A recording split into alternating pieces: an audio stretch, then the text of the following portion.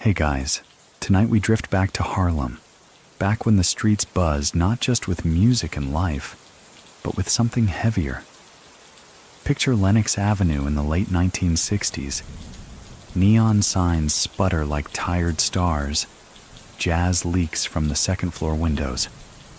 And under all that rhythm, there's a new pulse forming, smoother than jazz, darker than midnight, and worth more than most could ever dream of.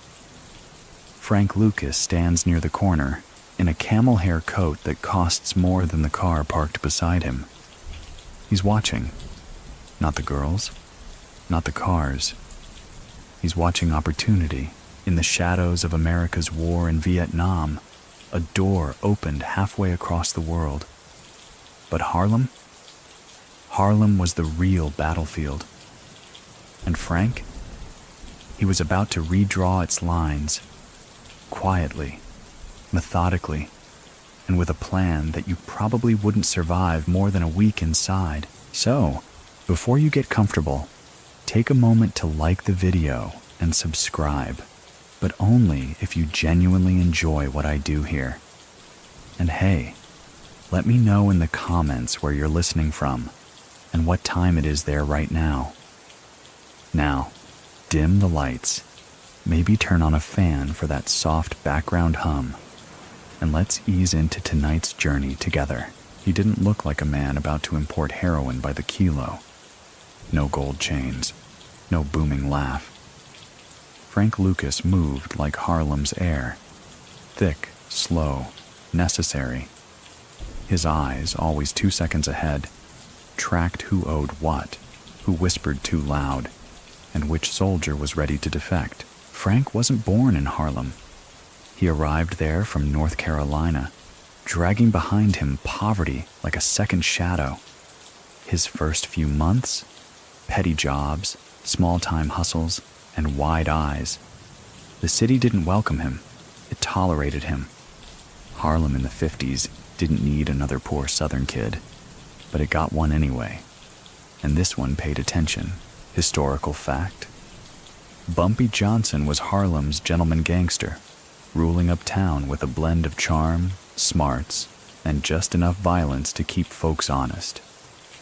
Frank didn't just admire him, he studied him, watched how Bumpy tipped bellhops, how he shut down a room just by walking in. And more importantly, Frank noted who shut up when Bumpy entered. Respect had weight. It's said that Frank first caught Bumpy's attention while handling errands, shoe shines, packages, maybe the occasional whispered favor. Many people still think that Bumpy saw in Frank a reflection of his younger self. So, what do you think? Was it mentorship or grooming? At night, Frank would lean against the wall near 116th, counting passing Cadillacs, memorizing license plates. His mind never idled. Behind every glittery storefront, he saw the bones of the real Harlem. Not the music clubs, but the cash laundries. Not the bars, but the corner runners. And above all, he saw heroin creeping in like a fog, dressed in junkie sweat and whispers. By 1968, the U.S. military had been deep in Vietnam for years, but Harlem had its own kind of war. And unlike in the jungles of Saigon, this one wasn't televised. It unfolded in alleyways, tenement hallways, and mothers' sighs. Frank didn't cause that war, but he absolutely chose to capitalize on it. The thing was, Frank Lucas didn't want to be a gangster, not the way Hollywood showed them. He wanted to be bigger, not noisy like the Italians downtown, not flashy like uptown pimps. He wanted the power without the theater, the throne without the spotlight. He'd later say that middlemen were the enemy. Why pay more, he told a confidant, when I can go to the source? And that idea, simple as it sounded, would end up reshaping the narcotics trade in ways no one predicted. He watched Harlem as if it were a machine with visible gears, each addict a cog, each dollar a lever. And somewhere between the sirens and the soul music, Frank began to sketch the blueprint of something terrifyingly efficient. One night, in late autumn, he sat in a barbershop chair, nodding along to the hum of clippers, when a soldier home from Vietnam started rambling about how easy it was to get drugs overseas, how dirt cheap heroin was in places like Thailand, Laos, and Cambodia. Frank barely spoke, but he listened like a man taking notes inside his head. Remember that? That moment, scissors snipping, a soldier talking loosely, and Frank saying almost nothing. That was the spark. That's when the Saigon to Harlem pipeline began, even if no one realized it yet. That's also when Frank started to fade from visibility. Just a little. He stopped lingering on corners. He started asking better questions. He was no longer just watching Harlem. He was seeing through it. He understood something most didn't, that Harlem didn't need more product. It needed better product, cleaner, stronger, branded, a luxury drug for a broken neighborhood.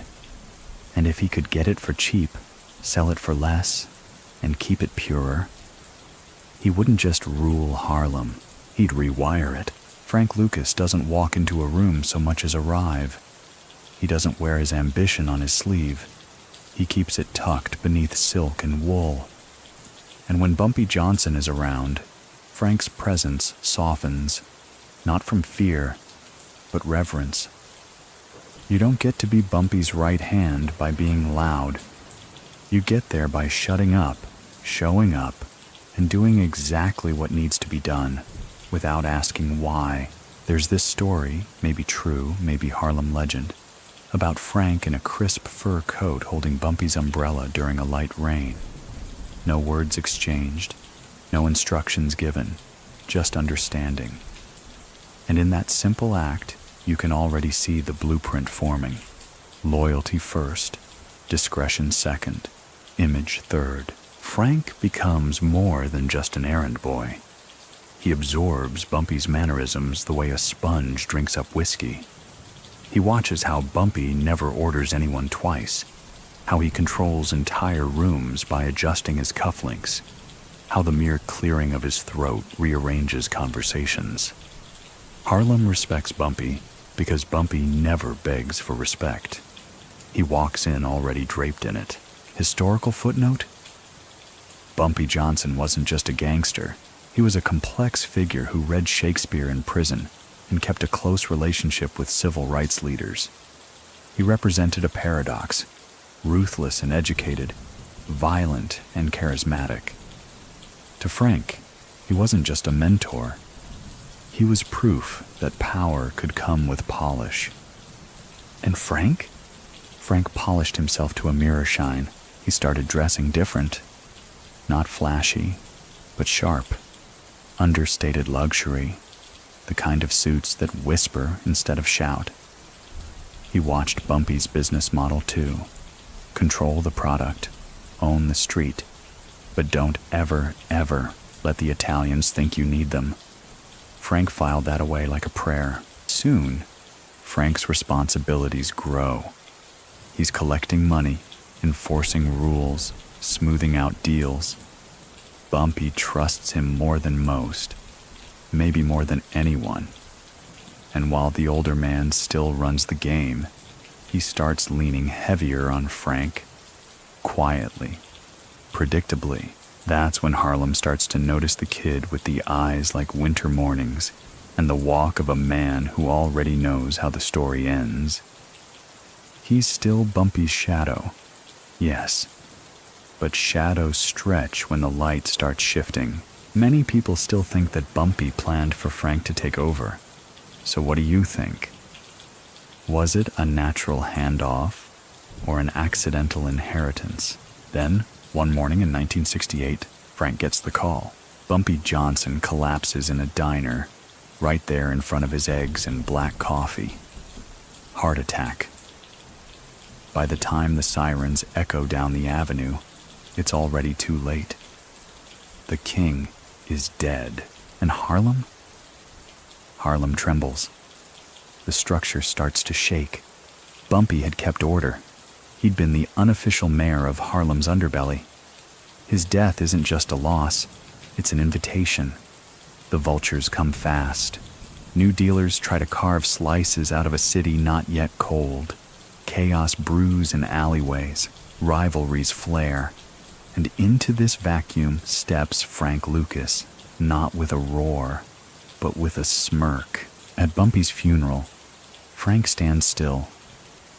He doesn't cry. He doesn't fidget.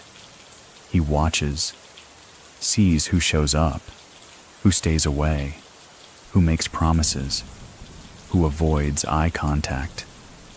It's not grief. It's reconnaissance, and almost no one notices that within a week, Frank starts quietly acquiring Bumpy's old connections, not demanding them, not threatening, just picking up the phone with the right tone of voice. He doesn't claim the throne. He lets people offer it. That's the difference. Frank doesn't need to shout. He's not a street corner preacher. He's a boardroom strategist in crocodile shoes. And the plan he begins forming now is one that will turn Harlem into a kingdom, not ruled by bullets, but by purity. See, the heroin hitting the streets then? It's garbage, cut with sugar, talc, or worse. Addicts are getting sick. Some are overdosing on weak product just because they have to use more to feel anything. Frank sees an opening. An obvious, brilliant, dangerous one. What if he could bring in heroin that's unstepped on? 99% pure. A product that sells itself. Not because of force, but because of demand. No middlemen, no mafia taxes. Just him and the source. The idea of branding heroin like Coca-Cola would horrify most. But Frank? He smiles at the thought. And late at night, he starts thinking again about that soldier from Vietnam, the one talking too loosely about the cheap, raw heroin moving through Southeast Asia. Frank doesn't just remember the story. He remembers the details, the towns, the routes, the soldiers willing to move anything if the price was right. He begins mapping it in his head, from jungle to airfield, from airfield to military base, from Coffin to Harlem. The math checks out. The risk? Astronomical. But the reward? Generational. He doesn't tell anyone yet. Not his brothers. Not his wife. Not even his most trusted lieutenants. But in his silence, the plan sharpens. And Harlem, already teetering from Bumpy's absence, is about to get a new ghost. Not loud, not flashy, just terrifyingly effective. The morning Bumpy Johnson dies, Harlem doesn't explode. It twitches, like a muscle that's forgotten how to relax. And Frank Lucas feels it in the pavement. The heartbeat of the street changes, slower, louder, less predictable. He watches the people move, slower than usual, more cautious. The storefronts look the same, but behind the glass, there's unease, because no one knows who's in charge anymore. Frank doesn't step into the spotlight. That's not his way. He doesn't call meetings or make speeches. Instead, he walks the streets, like always. Same coat, same hat, but with an air that's heavier, like he's carrying something he hasn't yet unpacked. He's not mourning Bumpy like the others. He's calculating. There's a power vacuum now. The Italians smell it. The cops know it. The other Harlem players? They start jostling, throwing elbows, scrambling to scoop up what Bumpy left behind. And most of them look right past Frank. Too quiet, they think.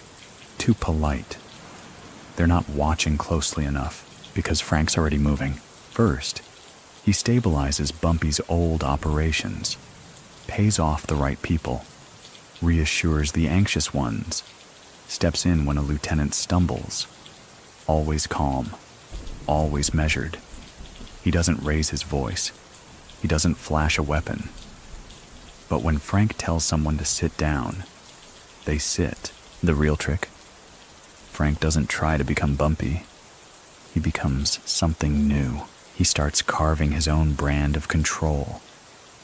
More business, less theater, fewer suits at the club, more ledgers in the back office. He builds a team of cousins, brothers, in-laws, people who won't flip because family doesn't snitch easy. At least that's the hope. And all the while, one plan simmers in the back of his mind, like water just shy of boiling. The pipeline from Vietnam. Historical fact. By the late 1960s, the Vietnam War had created a perfect storm for drug smuggling. With tens of thousands of U.S. soldiers rotating through Southeast Asia, entire logistics systems had been co-opted for illicit trade. Weapons in, drugs out. And among the chaos, a quiet few figured out how to make obscene profits. Frank hears more stories from more veterans, some intentional, some drunken slips. They talk about Golden Triangle heroin, purer than anything stateside. They talk about local chemists, jungle labs, and shipping routes that dodge customs like whispers in the wind. The geography starts to take shape in Frank's mind. Laos, Cambodia, Thailand, northern Vietnam, and Saigon. Many people still think that Frank went to Asia alone. So what do you think? Was he the architect or the courier? Either way, he books a ticket. And just like that, the man who barely finished elementary school is suddenly stepping off a plane in a city filled with soldiers, spies, and side deals. Saigon is humid, loud, layered with dust and secrets. Frank doesn't speak the language. He doesn't need to. Money, as always, is fluent everywhere. He moves cautiously. Doesn't ask questions he shouldn't. Doesn't flash cash until he's sure where to place it. But soon enough, he finds the contact he needs. A cousin of a cousin, stationed at an airbase, bored out of his mind, looking to make some real money before shipping back to the Bronx. This man introduces Frank to someone higher, then someone higher still. And before long, Frank is sitting under a corrugated metal roof somewhere near the Mekong River, sipping tea across from a man who could order his execution with a twitch of his eyebrow. This is where Frank shines. He doesn't beg. He doesn't bluff. He presents the deal like a businessman selling insurance. He can move their product directly to a major U.S. market. He can pay in cash. He can protect the pipeline. He's not greedy, just consistent. They like that. And in return, they offer him heroin so pure it makes your teeth tingle just holding the bag. The kind of stuff that dealers back in Harlem would weep to get their hands on. Now comes the hard part, getting it back. Frank doesn't want mules. Too risky. He doesn't trust pilots. Too visible.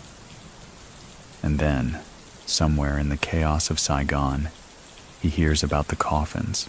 American military coffins, sealed, untouchable, sacred in a bureaucratic kind of way. No one wants to be the guy who opens one of those for inspection. And Frank doesn't say yes. He says, "Show me." The operation he witnesses isn't slick. It's gritty, rough-edged, improvised, but it works. Small wooden compartments inside casket linings, heroin wrapped in plastic, nestled among sandbags or under flag-draped lids. No one checks. No one questions. Frank watches, then nods. Back in Harlem, no one has a clue. They're still arguing over who controls which corners. Meanwhile, Frank is laying the foundation for a distribution network they can't even imagine. One that stretches from Saigon jungle labs to funeral homes in the Bronx. And he still hasn't told anyone. It's the silence that makes it work. Frank returns from Vietnam different. Not flashy different. loaded different. He doesn't say where he's been. He doesn't have to.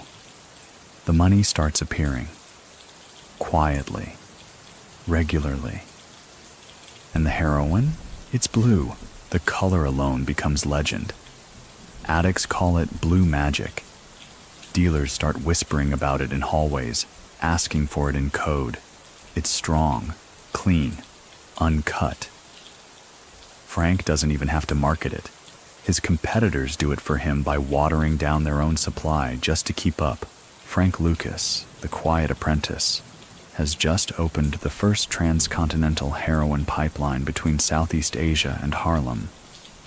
And no one, not the Italians, not the cops, not even his closest allies, knows just how he pulled it off.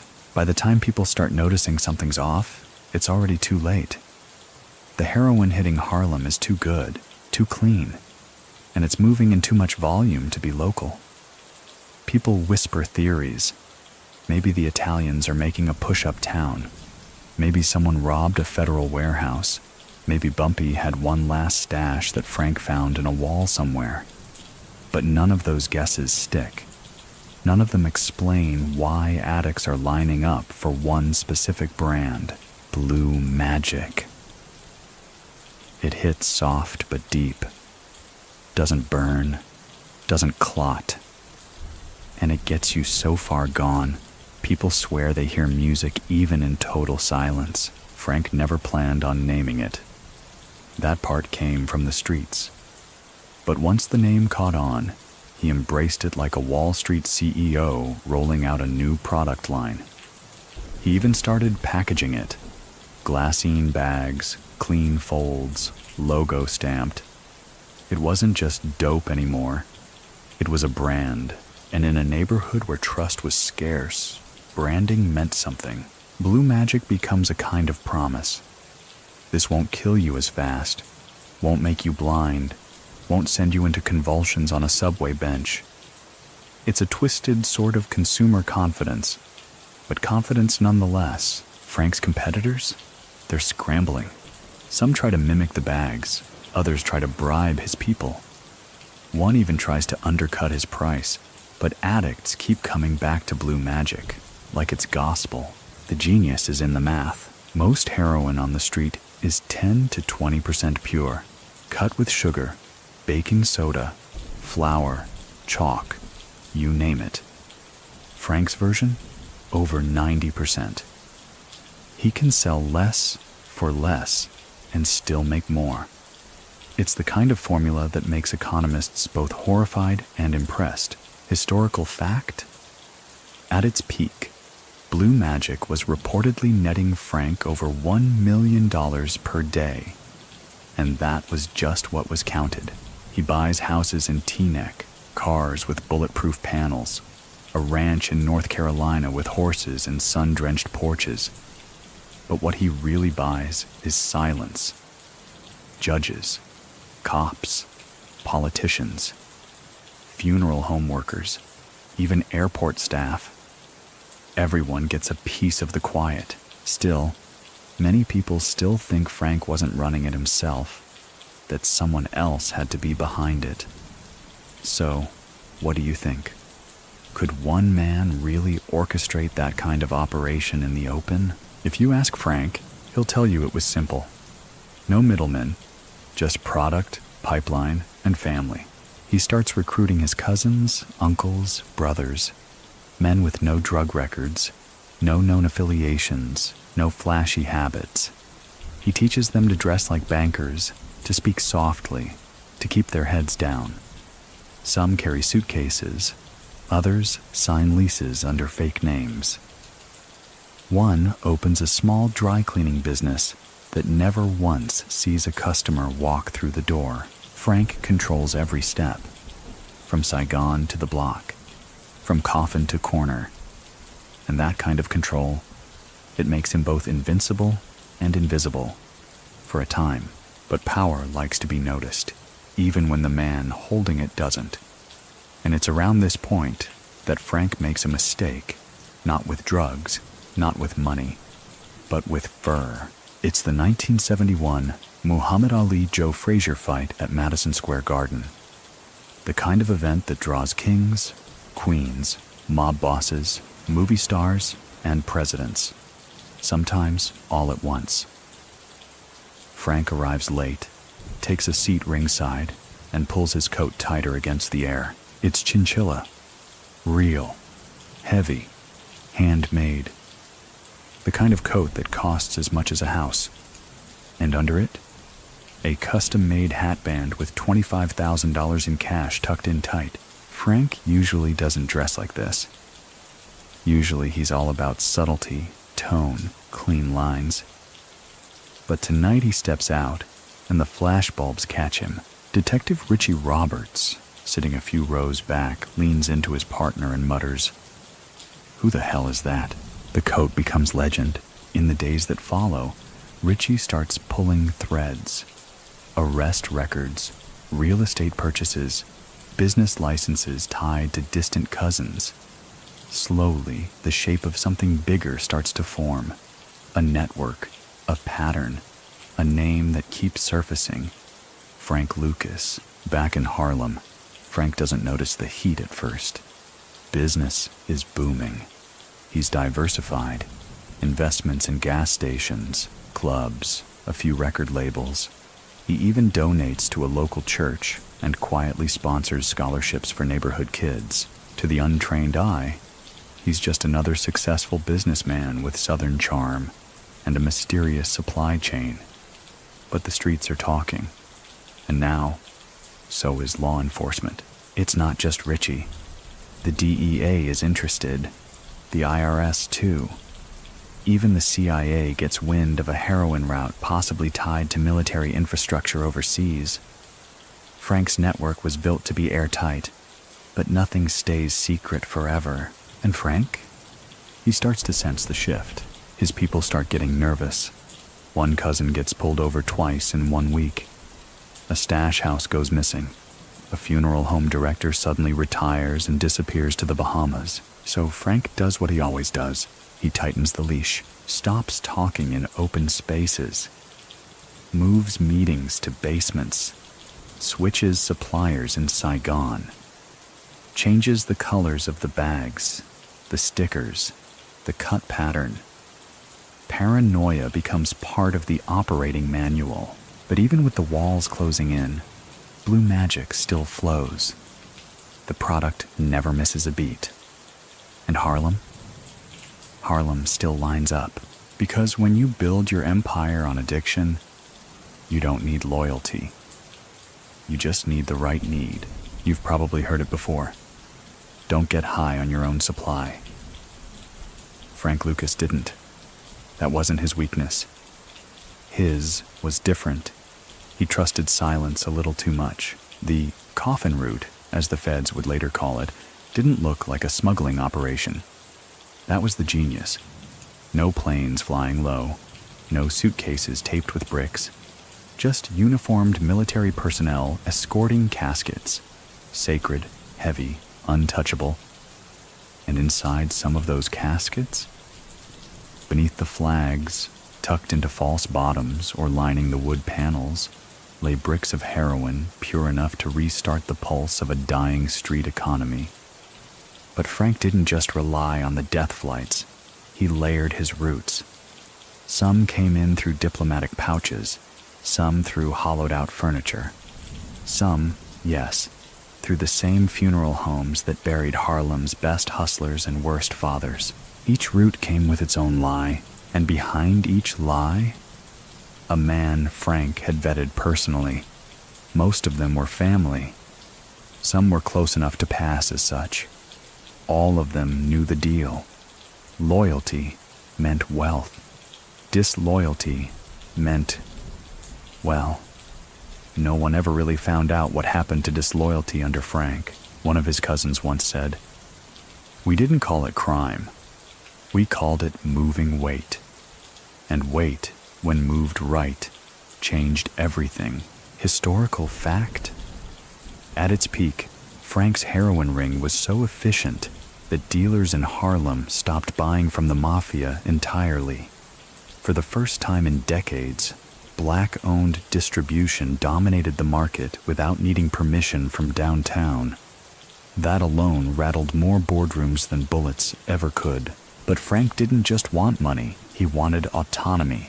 He knew how the Italians operated. Loud respect, quiet betrayal. He'd seen lieutenants turn on dons over parking spots. He wanted no part of that world. So he built his own, clean, disciplined, family-run. No shouting, no unnecessary blood, and absolutely no middlemen. Many people still think he had a secret deal with the mafia to stay untouched. So what do you think? Did he buy their silence? Or just outrun their radar? He also made one subtle move that changed the game entirely. He paid people on time. You'd be surprised how rare that is in the underworld. Most kingpins kept their muscle guessing. Frank didn't. He ran payroll like a factory boss. Fridays meant envelopes, full ones. That created a kind of loyalty no threat could ever match. And loyalty, in Frank's world, was the real currency. His network stretched quietly through cities and boroughs, stitched together with phone booths, folded bills, and looks that said more than words ever could. No one called him boss out loud. They just nodded. Frank didn't need to be saluted. He needed to be obeyed. Still, the system wasn't perfect. The more weight they moved, the more people they needed. And the more people they added, the more risk crept in through the seams. Some of his newer recruits weren't as careful. One cousin got caught bragging at a club. Another showed up to a stash house in a convertible with the top down, and a woman who asked too many questions. Frank noticed, and Frank hated loose ends, so he tightened the circle. Started moving more product through fewer hands. He went back to Vietnam to audit the process himself. Twice. Each time, he returned with fewer smiles and more files. He began working out of a brownstone, not far from 116th Street. No signs, no visitors, just him and a desk, where he'd sit for hours, balancing numbers like a man doing taxes instead of trafficking heroin. He liked structure. He liked silence. And above all, he liked control. But Harlem was shifting again. The streets were getting heavier. More users. More whispers. And one day, Frank steps outside and sees something that stops him cold. A child, maybe 12, nodding off on a stoop. Barefoot. Drooling. A bag of blue magic slipping from his hand. Frank doesn't say a word. He just stares, then turns, then leaves. You might think that moment shook him, that he reconsidered everything, but it didn't. He saw that boy the same way he saw everything else, as a consequence of efficiency, not an accident, not a tragedy, just math. He'd never claimed to be a hero, but he also never admitted to being the villain. Meanwhile, Detective Richie Roberts, the man who noticed the coat at the Ali fight, hasn't let go. Richie's not like the other cops. He doesn't take bribes, doesn't get intimidated. In fact, he's broke most of the time because he refuses to pocket anything dirty. His colleagues laugh at him. Some resent him. Others just call him Boy Scout. But Richie? He's watching Frank, not just from afar. He's digging. Slowly, methodically, obsessively. Every car purchase, every property deed, every flight manifest from Vietnam that looks even a little unusual. And finally, he catches something. A courier. Low level. Nervous. Caught with a few ounces of uncut blue magic and a shaky story. Richie offers him a deal. And the kid, sweating through his knockoff suit, mumbles a name, not Frank's, but one of Frank's cousins. And just like that, the wall has its first crack. Back in Saigon, Frank's partners are starting to get spooked. The war is winding down. The air bases are changing hands. Some of the routes are drying up. Others are being watched. Frank senses the shift. He calls a meeting in his basement. 7 men, all blood. He tells them calmly that things are about to get harder, that from here on out, they move smarter. No new hires, no girlfriends in the stash houses, no flash. He pauses, looks each of them in the eye, then says, "The streets don't bear you. Your own people do." They nod, they believe him, but someone in that room will eventually talk. They always do. Frank Lucas never trusts words when a glance will do. And now, in the quiet of his basement office, he can feel the gravity shifting. Not collapsing, but tilting. Like a chair, just a little uneven. Like a whisper where there should be silence. One of the men in that room is carrying something he shouldn't. A grudge, a fear, a secret already offered to the wrong ear. He doesn't act on it yet. Frank isn't impulsive. He moves like water, slow, inevitable, unbothered by shape. But he starts paying closer attention to patterns. Who shows up on time? Who repeats themselves too often? Who forgets they're being watched? Meanwhile, Detective Richie Roberts is gathering steam. The cousin who got caught? He starts talking. Nervously, clumsily. And what he gives Richie isn't much. Just a few drop locations, a couple of nicknames. But it's enough. Enough to sketch out a structure. And Richie realizes something chilling. Frank's not running a crew. He's running a corporation. He maps it out on his apartment wall. Lines of connection, business fronts, timelines. His girlfriend calls it obsessive. Richie calls it Thursday. Historical fact? In 1971, while the Nixon administration officially declared war on drugs, the DEA was still relatively new, underfunded, and frankly, a bit of a mess. But Richie didn't care about politics. He cared about Frank. And now, with whispers of corruption floating through the NYPD, he had leverage. He starts forming a task force. Small, quiet, trustworthy. The kind of team you build when you don't trust the guy in the next cubicle. Wiretaps go up. Surveillance tightens. And through it all, Richie stays patient. Back in Harlem, Frank keeps polishing his empire. He opens new fronts. A car service. A jazz club that rarely books performers, but always has warm cash in the register. A bakery that never seems to bake. He's not hiding the money, he's blending it. Layering it until even the IRS would need a decoder ring and divine intervention to trace it all. He also starts traveling more. Quiet trips to North Carolina. Unscheduled visits to funeral homes. A surprise weekend in Saigon. His last. By now, the military routes are drying up.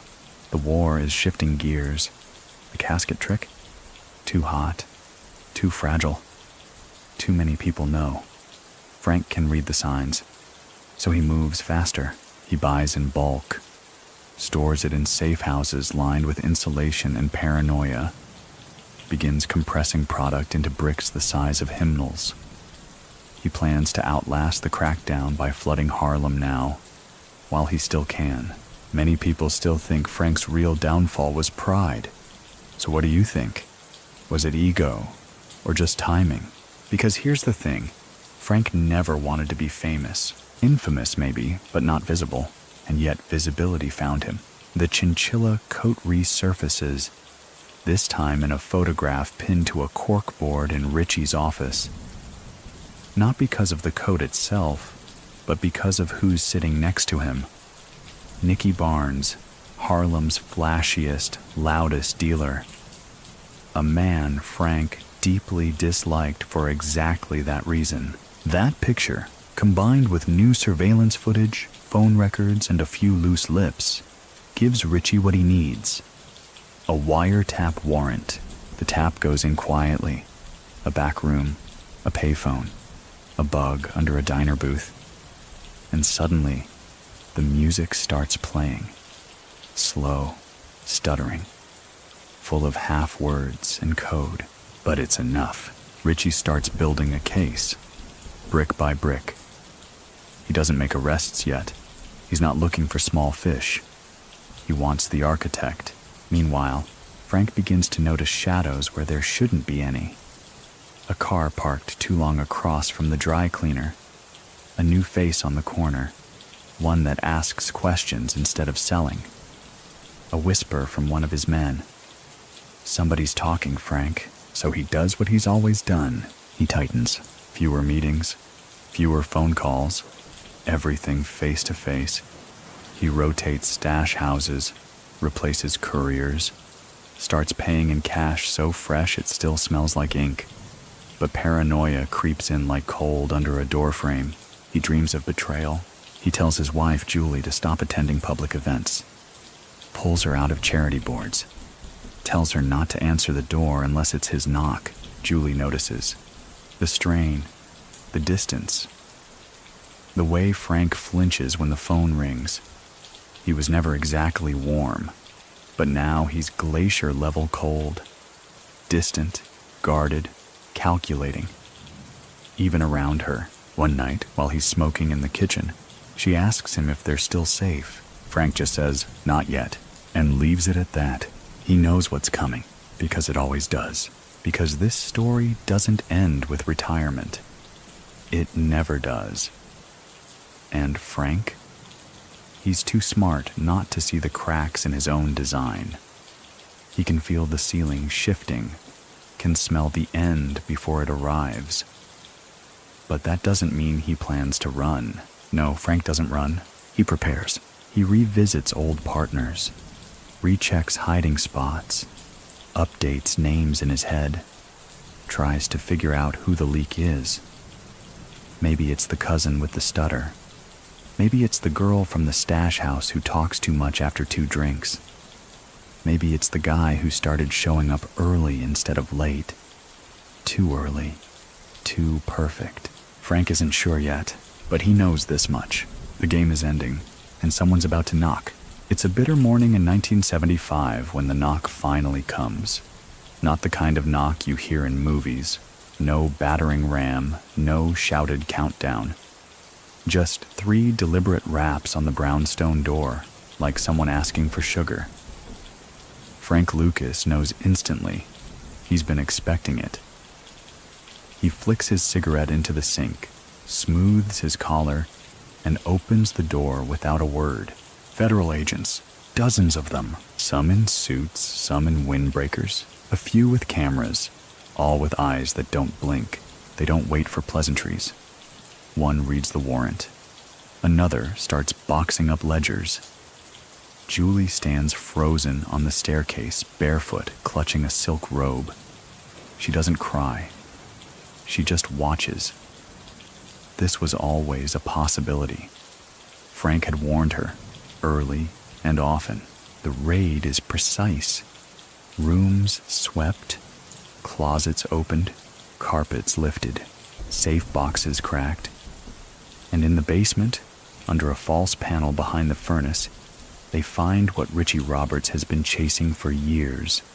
Binders, addresses, and most damning of all, the ledgers. Frank never should have written anything down, but he did. Because control meant documentation. Because empire meant records. They arrest him quietly. No cuffs on the sidewalk. No shouting. Frank walks out under his own power, chin high, coat buttoned, like a man heading to a business meeting. Historical fact. Frank Lucas was taken into custody on January 28, 1975. The charges would eventually include drug trafficking, racketeering, and conspiracy. But the real blow wasn't what they found in his house. It was who they picked up after. Over the next 48 hours, more than 100 people are arrested across 5 states. Cousins, couriers, funeral directors, even a few soldiers stationed in Saigon who had returned to quiet suburban lives. The net had been wide. And Frank? Frank had filled it himself. Many people still think he was betrayed by an outsider. So what do you think? Could anyone outside the circle really have known that much? Back in the precinct, Richie Roberts stands across from Frank in the interrogation room. No handshakes, no anger, just two men who understand systems. Frank looks at Richie like a chess player sizing up his opponent after a long match. Richie offers coffee. Frank declines. The room smells like old paperwork and nervous sweat. Fluorescent lights buzz. Time slows. Frank says, "You're not like the others." Richie shrugs. "Neither are you." They sit, and for the first time, Frank talks. Not about everything. Not yet. But just enough. Names, roots, routines. He doesn't confess. He narrates. And Richie, ever the note-taker, writes everything down. It's not a deal, not officially, but it's the beginning of one. Outside, the press starts circling. Kingpin captured. Heroin Don taken down. Blue magic empire falls. Every headline treats Frank like the villain in a movie they've just figured out existed. Reporters scramble for quotes. Cameras chase Julie as she exits the courthouse in dark sunglasses and silence. Inside the holding cell, Frank waits. It's not fear that keeps him awake. It's boredom. He was never built for stillness. Even his rest had rhythm. And here, in these 4 beige walls, there's no movement, just echoes and memories. He thinks of Bumpy, of the diner booth where he learned how to order without speaking, of the barber shop where a drunk soldier first mentioned Saigon, of the first brick of blue magic he held in his hands, wrapped like a gift too dangerous to open. And then he thinks of the boy on the stoop. That one image keeps looping. Bare feet, slack jaw, a blue bag slipping from fingers too small to hold any of this. And for the first time in a long while, Frank doesn't feel clever. He feels responsible. His lawyers are sharp, paid in full, well before the raid. They try every angle. Mistrial motions, chain of custody questions, even accusing Richie of bias. But the evidence is overwhelming. The ledgers don't lie. The photos don't lie. And Frank doesn't flinch. Eventually, a deal is struck. Frank agrees to cooperate fully, to testify, not just against his own people, but against corrupt cops. This is the part that changes the story. Frank Lucas doesn't just roll over. He topples systems. He gives names of NYPD officers who took bribes, DEA agents who sold confiscated heroin, judges who attended parties at his club. He doesn't whisper. He speaks with clarity. Historical fact, Frank's testimony led to the conviction of over 100 law enforcement officials, making it one of the largest exposures of police corruption in New York history. But it came at a cost. Frank's old world crumbles. Some of his cousins disown him. Others vanish entirely, retreating to small towns, changing names, erasing photos. The streets start calling him a rat. The same dealers who used to mimic his walk now spit when they hear his name. Frank doesn't argue. He just waits for sentencing. The courtroom is cold. The judge reads the counts like a grocery list. Frank stands straight, hands clasped, listening like a man hearing tomorrow's weather. He's sentenced to 70 years in federal prison. He nods once, that's all. No breakdown, no outrage. Just the quiet acceptance of a man who saw the end coming long before anyone else did. He's led away in chains, but in his mind, he's still planning. Prison doesn't change Frank Lucas so much as distill him. The world outside calls him fallen, finished, forgotten. But inside those cinderblock walls, he adapts like he always has. Not by force, not by alliance, but by watching, He's not the only king in there. The federal pen is crowded with toppled empires, bank frauds, syndicate bosses, rogue politicians. The difference is, most of them can't stop talking about the glory days. Frank doesn't bother. He listens, reads, keeps his hands clean and his ears open. He spends his first year in quiet rhythm. Up early, push-ups, instant coffee, law books, letters. He writes to Julie, sometimes just a line or two. Tell the girls I'm thinking of them. Keep the lights low at dinner. She doesn't always reply. He doesn't expect her to. He walks the yard alone. Historical fact. While incarcerated, Frank served his time at the United States Penitentiary in Marion, Illinois, a facility that once housed the most dangerous federal inmates in the country. The cells were concrete, the hours long, and the rules strictly enforced. But Frank? He took to it like a banker to spreadsheets. He wasn't angry, he was reflective. He would sit with other inmates, young ones usually, and explain the mechanics of supply and demand using sugar packets and dominoes. Not to glorify what he did, but to show them how systems work. One guard joked, if you gave Frank a broom in an office, he'd run the whole prison inside of a week. Many people still think prison broke him. So what do you think? Did a cell ever hold a man like Frank Lucas? Or just give him time to refine the math? What did surprise Frank was Richie. A few months into his sentence, Richie visits, not as an agent, as a lawyer. Turns out, after the Lucas case, Richie left law enforcement and passed the bar exam, cleaned up, suited up, and started defending the very people he once hunted. Not out of betrayal, out of belief that the system, if it wanted to be better, had to work for everyone. And Frank hires him. The irony is so rich you could bottle it. There they are, two men who once stood on opposite sides of the wire, now sharing coffee across a table, reviewing parole paperwork and sentence reductions. Richie doesn't ask Frank why he did what he did. Frank doesn't ask Richie why he stuck around. They both know. Because in the end, there are only two kinds of people in this game.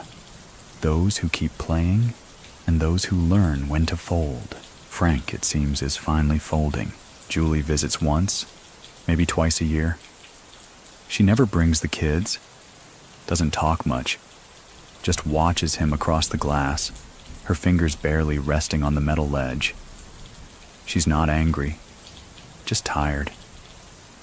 Being a gangster's wife isn't glamorous. It's lonely.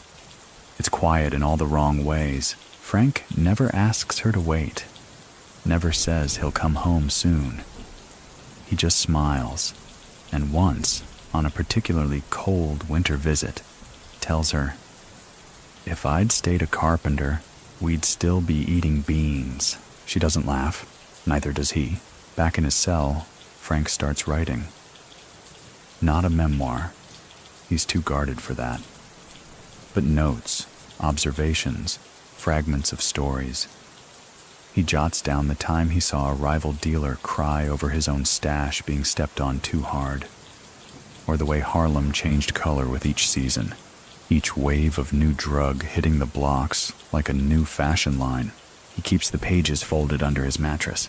He also starts teaching GED classes. Tells himself it's just to pass the time.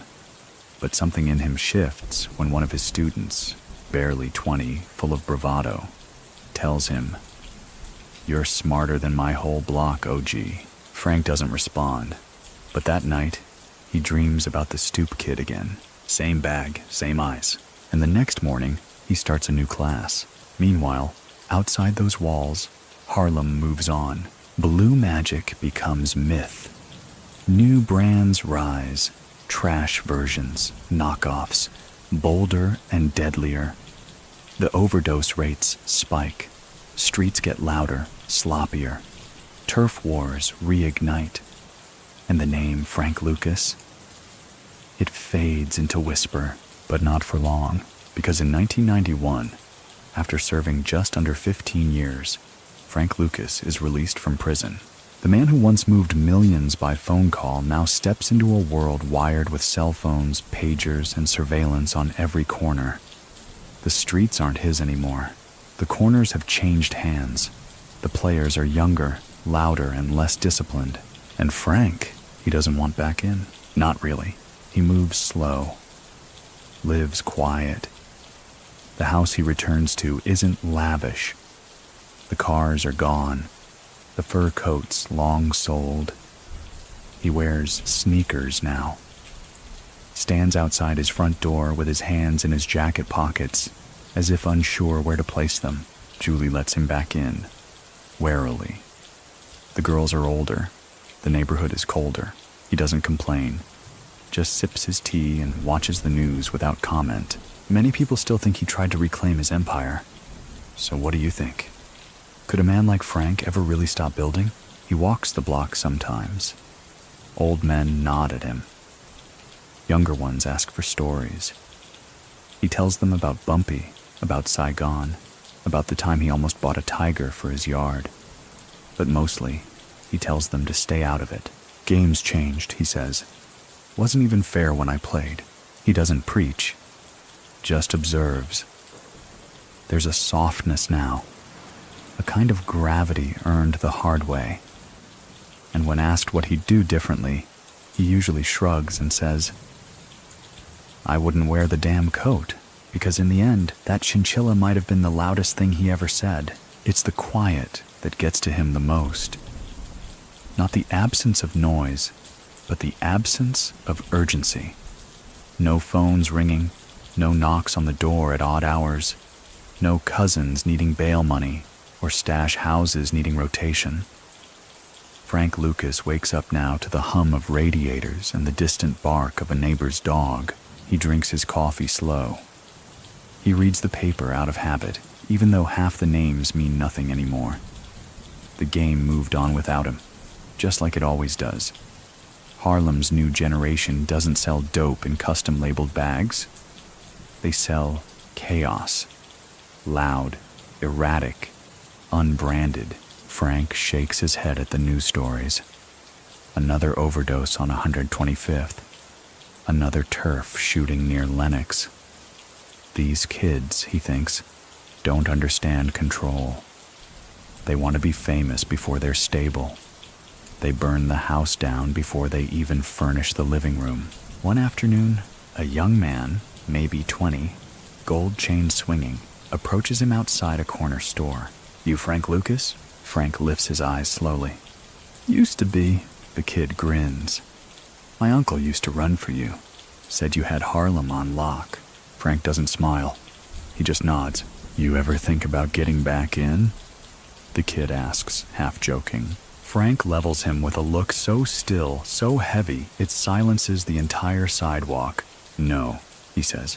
I already paid the price. You still saving up? And with that, he disappears into the bodega. Historical fact. After his release, Frank Lucas lived modestly. He gave a few interviews, appeared on talk shows, even worked with anti-drug programs in schools, though his involvement was always met with mixed reactions. Some saw it as redemption. Others saw it as branding. One reporter once asked him, point blank, "Do you feel remorse?" Frank's answer was as sharp as ever. "I feel regret," he said. "Not remorse. Regret is real. Remorse is what you say in court." Julie still kept a room for him. They didn't talk much about the past. There was no need. She didn't ask about Saigon. He didn't ask about the years she spent raising their daughter alone. They existed together like two tired survivors, nursing separate versions of the same memory. Every so often, someone would write a think piece or a retrospective on Blue Magic. The businessman drug dealer. The Harlem heroin CEO. The myth of Frank Lucas began to crystallize into pop culture shorthand. The man himself. He watched it happen with the detachment of someone observing their own obituary. Many people still think American Gangster got it all right. So what do you think? Was that really Frank Lucas on screen? Or just a smoother version meant for popcorn and streaming? He'd chuckle when people brought up the movie. Denzel did okay, he'd say. Too handsome. But the walk was close. In truth, Frank didn't mind the dramatization. He understood show business. He'd been living it long before the cameras rolled. If the public wanted a clean narrative, he'd let them have it. The real story? That stayed folded inside the pages under his bed. The notebooks. By now, he had filled dozens. Not memoirs. Never that. Just thoughts, patterns, lessons. What made loyalty hold? What made men crack? Why certain corners sold more than others? How supply bends to emotion faster than to need? They were observations on human behavior dressed as drug logistics. Sometimes, late at night, he'd reread them, make edits, circle things, draw arrows between names. And then, one day, he stopped. He folded the final page, tucked it in a worn manila folder, slid it into a shoebox and pushed it to the back of his closet. Harlem didn't need it anymore. It had new ghosts now. On Sunday mornings, Frank sat on his front stoop and watched people pass. Some nodded in recognition. Others hurried past, eyes avoiding his. He didn't mind either way. The ones who nodded, they understood that some stories are more than legend. The ones who didn't, well, they were safer that way. One child, no older than 7, asked him once what he used to do. Frank looked at him, then glanced at the boy's mother, who was watching nervously from a few feet away. "I was in shipping," he said softly. The boy blinked. "Like boxes?" Frank smiled, just barely. "Yeah, you could say that." The truth was heavier than the kid could carry, and Frank knew it wasn't his job to unload anymore. He had nothing to prove. Not now. Not with the streets moving on. Not with the coat long gone and the chin lowered for good. He lived like that for years. Quiet, slow, unnoticed. Until one morning in 2019, the headlines reported it simple and small. Frank Lucas, former drug kingpin of Harlem, dies at 88. No parade, no scandal. Just a quiet closing of a chapter too loud to forget. And somewhere, on some corner in Harlem, a shadow passed unnoticed. But some stories, they don't end. They just fade into the hum of streetlights and the whispers of names said only when the wind is low. After Frank Lucas passed, Harlem didn't hold a parade. There were no murals painted overnight, no candlelight vigils. Just a few murmurs, at barber shops, at corners, in back rooms where old-timers still kept memories folded like handkerchiefs. His name was spoken quietly, like an echo you weren't sure you'd really heard. But while the world outside moved on, something lingered, because Frank hadn't just moved heroin, he'd moved structure. And structure, once introduced, is hard to unlearn. In the years after his arrest, law enforcement found themselves chasing ghosts, not just of Frank's operation, but of the blueprint he left behind. Dealers in Baltimore, Chicago, even Los Angeles began organizing differently. Cleaner, tighter, using fronts, using family, disappearing into spreadsheets instead of street wars. They didn't call it doing a Lucas, but the echo was unmistakable. You could trace it like a line in a ledger. Frank's legacy, ironically, was less about drugs and more about logistics. Historical fact. In law enforcement circles, Frank Lucas is often cited, quietly, as one of the most efficient, low-visibility drug traffickers of the 20th century. Not the most violent, not the most flamboyant, just the most disciplined. And that's what terrified them. Because discipline is scalable. It can be replicated. It doesn't rely on charisma. It relies on routine. In a way, Frank ran Harlem like a silent Fortune 500, just without the quarterly reports. Even his enemies would admit It was never personal with Frank, not even his competition. He didn't shoot to make statements. He didn't extort for headlines. He removed threats the way one might delete a line item on a budget, quickly and without drama. Many people still think the heroin pipeline died with him. So what do you think? Did the supply really stop? Or just reroute? If you walked through Harlem in the early 2000s, you'd still hear mentions of blue magic in corners, usually in jokes, sometimes in warnings. But by then, the brand had become a symbol, not of purity, not even of danger, but of efficiency. That was the real myth, that a man could run a multi-million-dollar drug empire by being the most organized guy in the room, and then vanish. No shootout, no betrayal, just a quiet knock, a closed ledger, and decades of silence. Frank's story became something teachers mentioned in school assemblies. Look at what he did, they'd say, and what it cost him. But you could always tell when a kid heard that and didn't flinch, heard it and saw method, not morality, because that's what makes Frank's legacy dangerous. It doesn't ask for sympathy, it asks for understanding. Some of his former associates never recovered. A few died in prison. A couple changed their names, moved south, opened auto repair shops, raised families that never knew who they used to be. One even started preaching, said Jesus was his new boss, though his sermons still had a rhythm too close to corner talk. Julie, long since out of the spotlight, refused all interviews after Frank's death. She lived out her years quietly, occasionally spotted at church, occasionally seen walking a granddaughter to school. If she ever told the whole story, it wasn't to a journalist.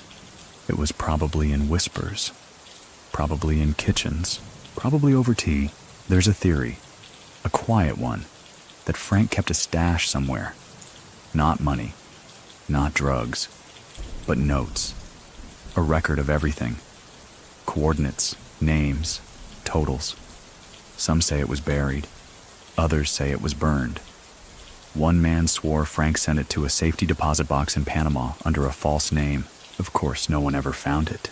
But Harlem still watches the mail. And in that absence, a myth becomes fact. Not because it's true, but because it could be. Sometimes, when the streetlights flicker just right, and the air hangs heavy with summer dust, someone will tell you Frank's ghost still walks Lenox Avenue. Not looking for trouble. Just auditing. A former dealer once said, "If Frank came back right now, we'd all sit up straighter." Not out of fear, out of respect. Because Frank Lucas didn't just break the mold. He refused to acknowledge it ever existed. And in doing so, he gave Harlem something more than drugs, more than violence. He gave it a memory laced with silence, stitched with calculation, and sealed with a whisper that still, somehow, makes people lean in. Even now, especially now, because when the lights dim and the city hums just a little lower, that's when the real stories come out. And some stories, they never really end. By the late 2000s, Harlem had changed. Gentrification crept in like polite erosion. Organic coffee shops replaced pawn shops. Yoga studios rose where jazz joints once hummed. And the stoops that used to hold court sessions now held planters with basil and thyme. But if you listened close, beneath the rhythm of subway brakes and bus engines, you could still hear it. The low murmur of old names, and one of those names was still Lucas. Not shouted anymore, not feared, but remembered. Frank, now in his late 70s, didn't move through Harlem like a king. He moved like a regular. Baseball cap, walking stick, thick glasses he wore low on his nose. His walks were short now. His knees weren't what they used to be. But the way people made space for him on the sidewalk, that hadn't changed. The younger crowd didn't know the full story. Not really. They knew the outline, knew there was a movie, knew he ran heroin, knew Denzel made him look cooler than anyone had a right to be. But the specifics, the math of it, the precision, that had faded with time. And Frank didn't correct anyone. He'd sit at a diner near 125th, same booth each time, order black coffee and eggs over medium. Sometimes someone would slide in across from him and ask about the old days. And if Frank was in the mood, he'd tell them something small.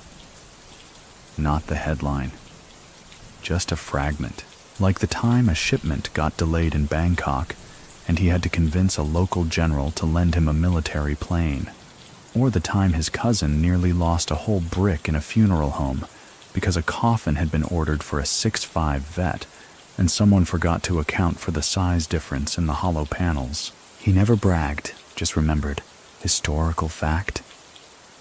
By the time of his death in 2019, Frank Lucas had outlived most of his contemporaries. Many of the other heroin lords of the 60s and 70s were long gone, killed, imprisoned, erased. But Frank made it to 88. Not clean, not untouched, but alive. Many people still think he regretted nothing. So what do you think? Is silence the same as peace? He was interviewed a few more times in his later years. The questions were always the same. Would you do it again? Did you ever feel guilt? What would you tell your younger self? His answers drifted with age. Once, he said, I did what I had to do. That's not the same as what I should have done. Another time, he said, the streets were sick. I didn't cure them, but I ran the pharmacy. And when a young journalist asked if he ever missed the power, Frank replied, no, power misses me. That's how he was. Sharp, without cutting. Wise, without preaching. He never tried to sound like a prophet. Just a man who'd seen all the ends of the street. Julie passed in 2013. Quietly. No fanfare. Frank didn't speak at the funeral. Just sat front row, motionless, eyes behind sunglasses, hands clasped so tight the skin went white. He didn't cry, but he didn't talk for 2 days after either. Their daughter stayed in touch, but not closely. There were scars, years lost to silence, fear, whispers at school. Still, she came by sometimes, sat with him on Sundays, brought photos of the grandkids, let him pretend things had always been stable. Frank appreciated that. By now, most of his days were slow. Morning tea, a walk if the weather allowed. He'd sit with his notebooks, not to write, just to shuffle pages, glance at old thoughts, occasionally underline something he'd already underlined years before. Patterns, always patterns. He began shredding them around 2017. 1 notebook per week. No ceremony. Just him, a small shredder, and a jazz record playing low in the background. When asked why, he simply said, some stories end better when no one else rewrites them. Still, a few survived. He kept one tucked in the drawer beside his bed. It wasn't labeled, but the cover was soft from years of hands. Inside, the first line read, Harlem never needed a king, it needed a system. Some nights, he'd read from it to himself. Not aloud, just slow, like a prayer. Like something worth remembering even if no one else could understand it, because that was Frank in the end. Not a king, not a ghost. Just a man who once built a system so quiet, so clean, it almost worked too well, until it didn't. As his health declined, Frank Lucas didn't rage against it. He submitted the way he submitted to most inevitabilities, with calculation. Doctor's appointments were made precisely. Medications were sorted in old cigar boxes, labeled by day. He even arranged his own affairs early, well before they were urgent. Bank accounts closed, papers signed, debts, what few he acknowledged, quietly cleared.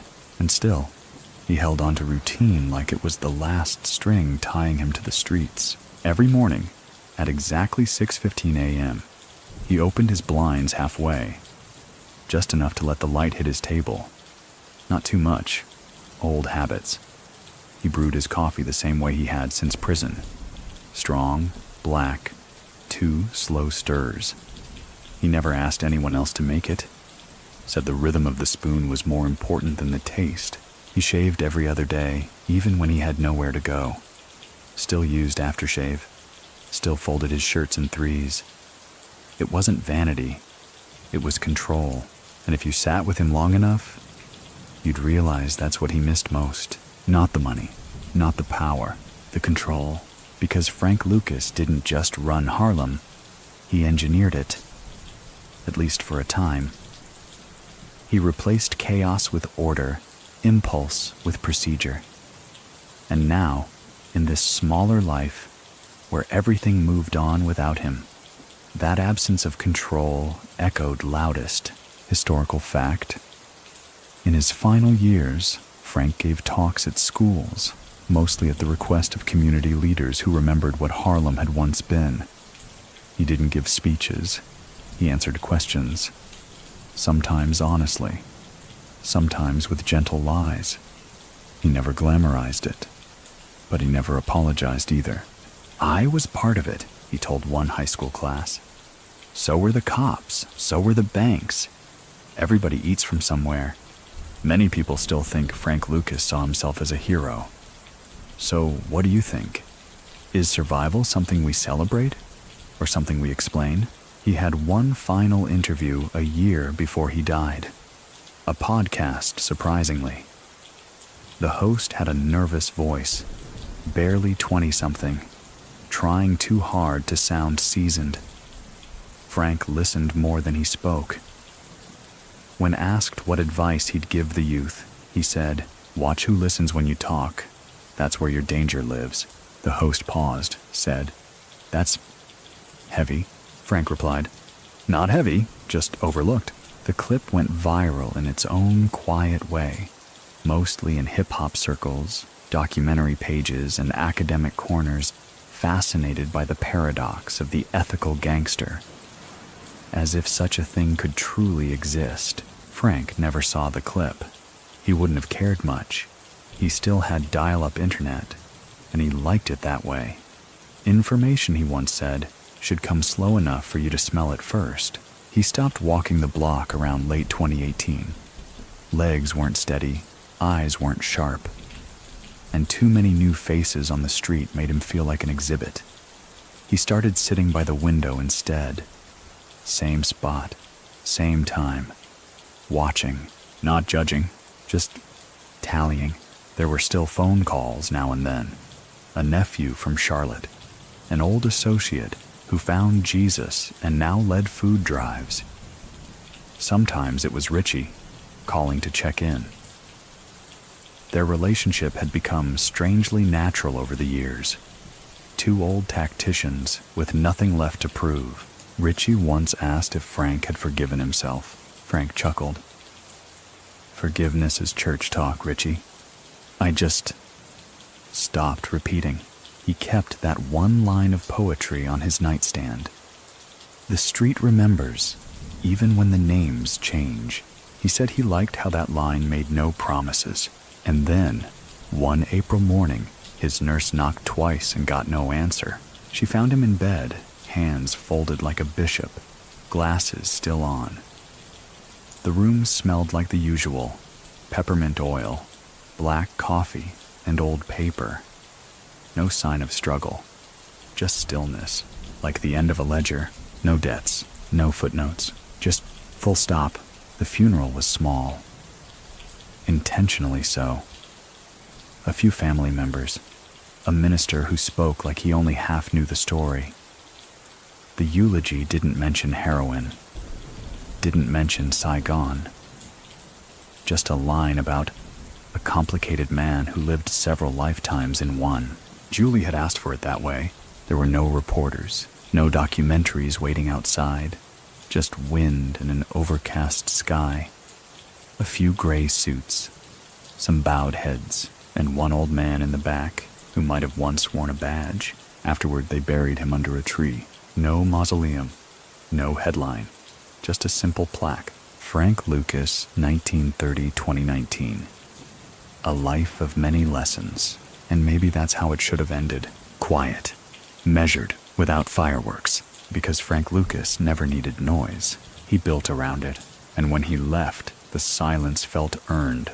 The earth settled quickly above Frank's grave. There were no second-day processions, no vigils, no sons of former rivals tossing roses or dropping cryptic messages on the marble. The world, busy as ever, didn't pause long. But that didn't mean Frank was forgotten. His story had already outgrown the body. The first ripples came weeks later, in small rooms and quiet circles. Criminology classes, ethics debates, hip-hop lyrics disguised as parables. Professors argued over whether Frank Lucas represented a new category of criminal, the ethical tactician, a man who ran an empire not by fear or spectacle, but with restraint, delegation, and frightening calm. One lecture at NYU posed the question, can efficiency be evil? A slide followed, showing photos of Frank beside logos like Apple and Amazon. It wasn't praise, but it wasn't condemnation either, just acknowledgement. Historical fact? In 2007, American Gangster had reignited curiosity about Lucas's life. Box office numbers soared. Students who weren't even born during his arrest now cited his tactics in essays, not his violence, his operations. Many people still think the film overstated his sophistication. So what do you think? Did the story elevate him too high? Or simply uncover what others refused to see? Back in Harlem, the streets barely whispered anymore. That era had passed. New kings had risen, fallen, and been replaced by algorithms, credit fraud, and cryptocurrencies. The old corners were now juice bars and co-ops. But here and there, someone would still bring him up. Usually it began with, "Man, remember when Harlem had structure?" A nod would follow, then silence, then maybe a small smile. Frank had been gone over a year when an old courier, one of the early ones who'd carried envelopes upstate and never once asked what was inside, found himself invited to speak at a community panel on the economics of the drug trade. He didn't say much, just leaned into the mic and said, "Frank taught us time is money. But more than that, timing is everything." The room was quiet after that, because that lesson, that patience, that long game, is what made Frank Lucas different. He didn't flood Harlem in a week. He didn't buy respect with chains and champagne. He planted routines. He audited his people. He made the business hum like an engine tuned too perfectly to notice. And when it all collapsed, he walked into the fall with his coat buttoned and his hands in view. Even his enemies admitted. He didn't blink. There were rumors about his archives. Supposedly, one box remained unopened. A journalist named Thompson claimed to have seen it. Letters, invoices, faded photos of airbase tarmacs and coded ledgers with Saigon postmarks. But when pressed, he said the box was gone. Disappeared, he told a podcast host. Or maybe someone made it disappear. The mystery only grew. Was Frank preparing a book? Did he have a final card to play? Or did he, like always, understand the power of leaving things unfinished? Legacy, after all, is shaped most by what people imagine you left behind. One of his grandsons, born long after the headlines, grew up to study architecture. When asked why, he said, "Because I like building things that last." He didn't mention Frank. Didn't have to. There was something in the way he straightened his jacket cuffs, the quiet calculation in his tone, the way he paused just slightly before answering a question. The control, it lived on, quiet and inherited. Julie's name never left the mailbox. Even years after her passing, Neighbors kept it there out of respect. She survived Frank Lucas. One old tenant once said, "That's worth remembering all on its own." And Richie? He went on practicing law until retirement. Occasionally, someone would recognize him from the movie. He'd nod politely, wave it off. "I was just the guy who paid attention," he'd say. But he knew. He knew what it meant to bring down a system that large, and what it cost, not just the man inside it, but the city that had allowed it to exist for so long. Because Frank's empire didn't rise in a vacuum. It rose in neglect, in corruption, in silence, and for a while, it operated so smoothly that nobody even noticed it was there, until it was. And by then, it was too late. Frank Lucas never intended to be folklore. He'd scoff at the word if you said it to his face. Folklore was for the dead, the dreamers, the ones who needed embellishment to be remembered. Frank had always believed in things that could be counted. Bricks, bags, bills, names. And yet, now, years after he left the game and even the world itself, his story had morphed into exactly that. A whispered myth with just enough truth to be dangerous. The new generation, raised on podcasts, dramatizations, and second-hand stories, doesn't remember the cold weight of blue magic. They don't know the smell of plastic wrap fresh off a Saigon shipment. They haven't seen the eyes of a user too far gone to blink. But they remember the name, Lucas. It hangs in the air like dust after demolition. One Brooklyn graffiti artist, barely in his 20s, spray-painted Frank's silhouette across an abandoned Harlem building. No caption. Just the outline of a man in a fedora, coat collar up, briefcase in hand. The stance said everything. "I'm not here to explain." The city painted over it within the week, but the photo lived on, shared, reposted, reinterpreted. Some thought it was a protest. Some thought it was nostalgia. One teenager commented, "Dude was a businessman before the streets had suits." He probably didn't know the half of it, but the point stood. Frank didn't sell style, he sold system, historical fact.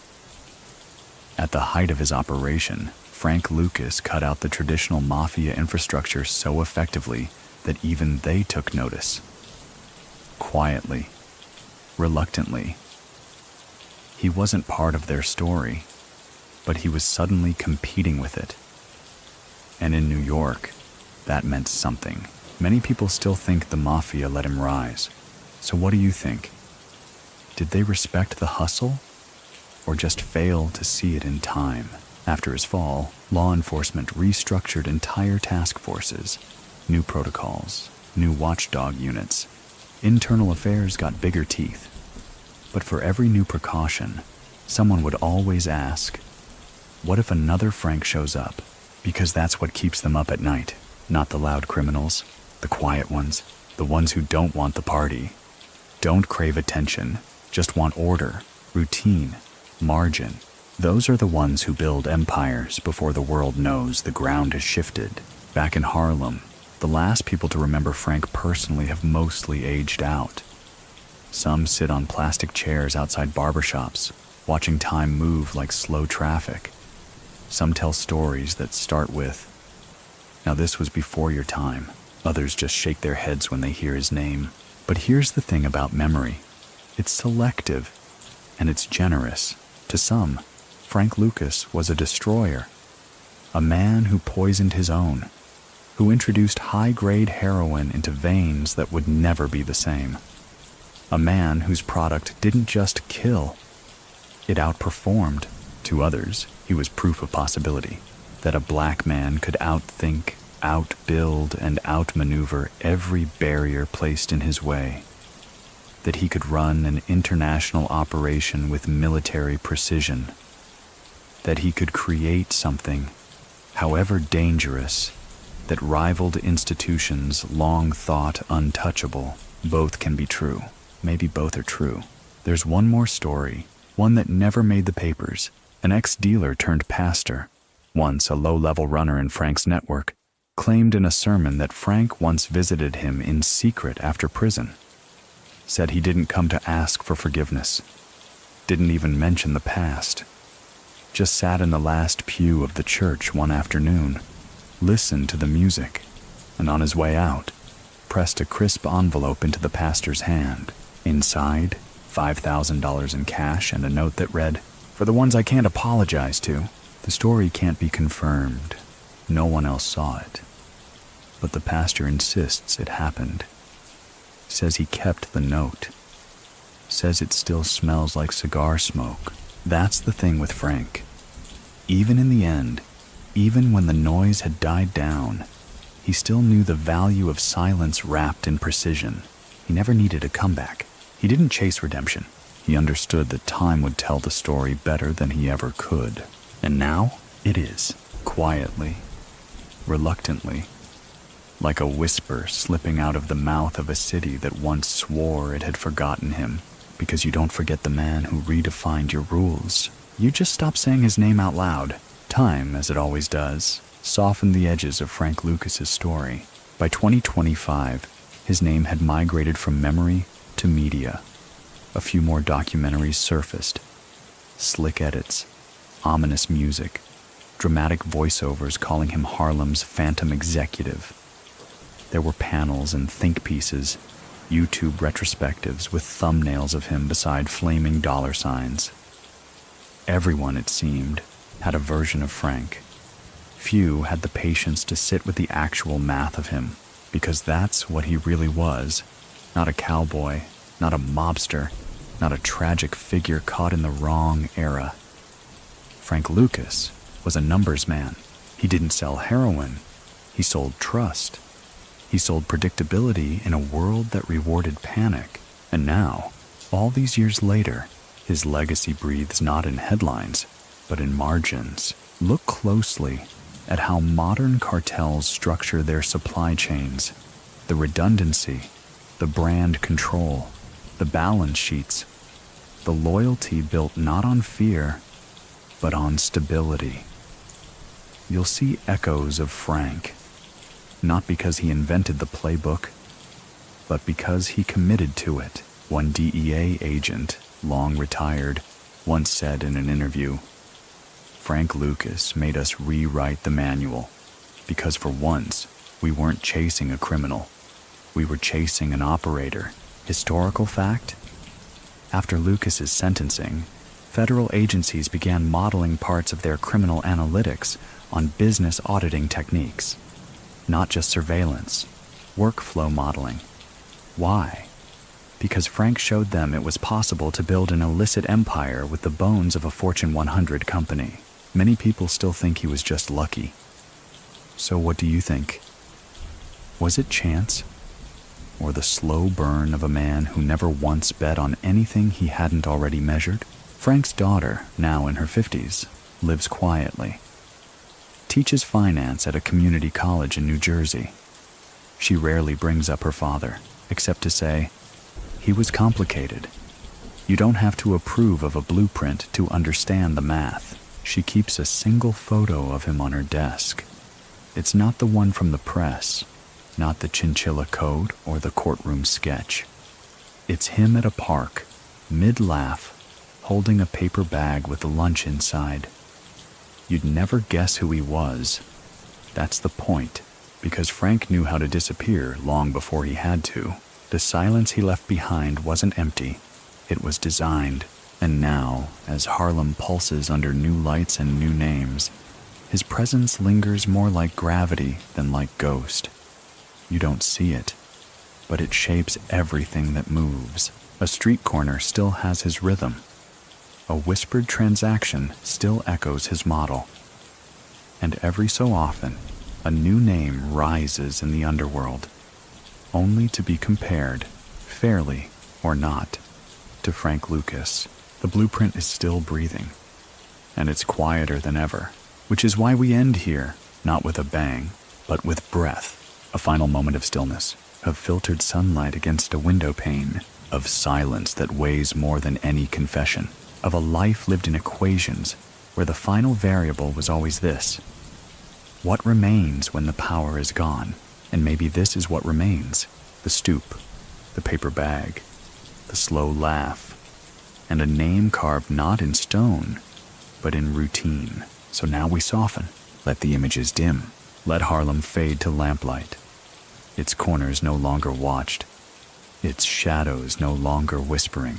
Let Frank, older now, quieter than myth, sit again at that diner table, coffee cooling, eyes scanning a page he's already memorized. Nothing left to prove. Nothing urgent enough to move quickly. Just breath and the quiet. Inhale, a life built in silence. Exhale, a story told in full. Let your shoulders drop now. Let the hum of the city slow to a whisper. Because this night isn't about legacy. It's about letting go of weight. Close your eyes. There's nothing left to chase. No more corners to watch. No more ledgers to balance. Just the peace of knowing that everything, the chaos, the structure, the storm, and the stillness, has finally gone quiet. Sleep well. You've made it. The silence after Frank's death was not absence. It was residue. The kind that clings to back rooms and ledger sheets, to unspoken names and unopened drawers. It didn't echo. It rested, just as Frank had always preferred. Because the most dangerous truths are not the ones shouted through bullhorns. They're the ones filed away neatly, waiting to be noticed by someone curious enough to ask why. And for years, no one really asked. Not the feds, who'd filed his case under resolved. Not the city, too busy rebranding Harlem into real estate brochures. Not even the streets, which had moved on to flashier syndicates and louder wars. But in time, questions began to stir again. Not about Frank, but about the system he'd exposed. Some former officers, long retired, started to speak in hushed tones about just how close Frank had come to restructuring the narcotics economy of an entire city, about how many agencies had to coordinate just to untangle the infrastructure he built, about how, had he moved differently, just slightly differently, he might have never been caught at all. Historical fact? The Lucas investigation led to one of the largest internal corruption probes in New York's law enforcement history. Over 100 officers were implicated, many of them quietly reassigned, others prosecuted. Yet, for all that noise, the structure survived. The game simply adapted. Many people still think Frank's empire was unique. So what do you think? Was it a one-time anomaly? Or a blueprint that's still in someone's drawer? In 2022, a classified internal memo surfaced, briefly, within an interagency training seminar. It referenced Frank-type systems, shorthand for distribution networks designed to avoid middlemen, eliminate exposure, and rely on familial loyalty. The fact that his name had become an internal category says more than any headline ever could, because systems outlast men. And Frank didn't just deal dope, he built systems. The funeral homes, the packaging, the routing schedules, the ledgers, all run with the cold, slow logic of someone who trusted nothing but process. He'd once said, "Fear's a blunt tool. Routine is sharper." That principle had lived on, quietly, in corners of the country where drugs still moved like current under thin ice, where family dinners still doubled as operational briefings, where some kid with a backpack and a notebook full of figures might just be mapping out his own version of blue magic. Not because Frank encouraged it, but because the system worked, even now, in universities and law enforcement symposiums. His name occasionally appears in PowerPoint slides. Lucas Model, disintermediation in criminal logistics, usually followed by an awkward silence when the instructor realizes just how admirably efficient it all sounds. Because the truth, uncomfortable as it is that every good system teaches something. even if what it teaches is dangerous, back in Harlem, the final traces of Frank's world continued to vanish. The brownstone where he ran operations was remodeled into a tech incubator. The funeral home closed, replaced by a trendy boutique that sells hand-poured candles and vintage jeans. And yet, sometimes, just sometimes, someone walks by those places a little slower, pauses, looks up at a window, not out of superstition, but out of recognition, because even if they don't know exactly what happened there, they know something did. They feel it in the rhythm of the sidewalk, in the way the door hinges creak, like they're remembering something they were told to forget. Julie's grave is quiet, kept simple, like Frank's. Their daughter had the stones placed side by side under a weeping elm. No frills, no statues, just names and years, and the soft, unassuming word, peace. She visits twice a year, not to speak, just to sit. Once, a former reporter spotted her there, asked if she ever wished her father had made different choices. She turned, not unkindly, and said, "We all have to live with what our people built." He tried to build control, but control always runs out. And then she left, slow steps through leaves and old wind, because maybe that's the real story. Not the drugs, not the money, not even the betrayal, but the illusion that control could outlast the need for it. Control, for Frank Lucas, had always been the quiet god, not worshipped out loud, not etched into marble, but served day after day in small, methodical offerings, a call placed precisely on time, a ledger line ruled perfectly straight, a shipment routed not just to avoid risk, but to erase it. Even in his absence, that same quiet theology lingered in the way his story was told, or rather, not told. His rise had been dramatic. His fall had been historic. But what lay in between, the decades of system, of discipline, of cold, intelligent governance, was too silent for easy myth. And silence doesn't trend, so the public forgot the middle. Instead, they remembered the coat. That infamous fur, caught in flashbulbs at Ringside, cost more than a year's rent for most New Yorkers in 1971. For many, it was the beginning of his end. But for Frank, it had never been about flash. The coat wasn't vanity. It was camouflage, a disguise, not from the streets, but from the narrative.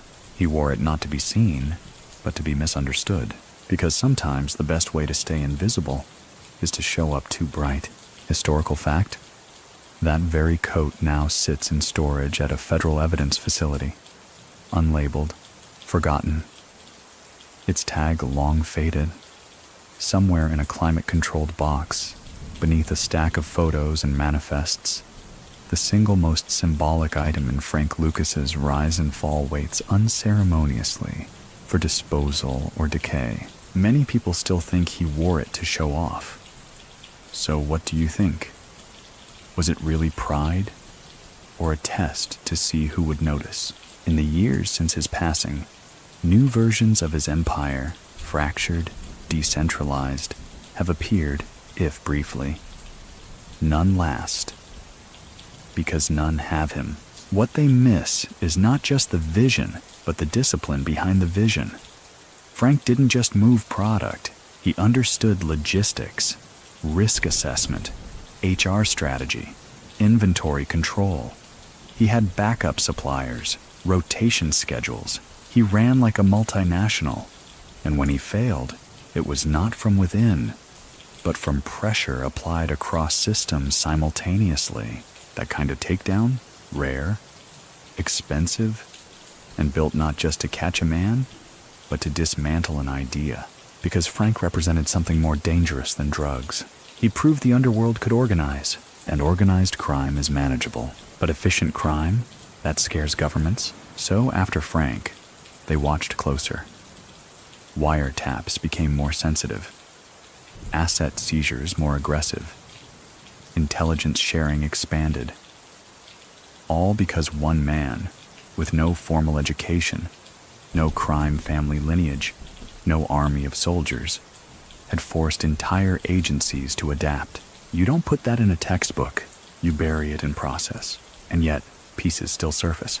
A graduate thesis from a Georgetown student recently argued that Frank's business model influenced legal industries, that his idea of cutting out bloated middle layers to improve product quality was mirrored in direct-to-consumer brands in fashion, health, and even food.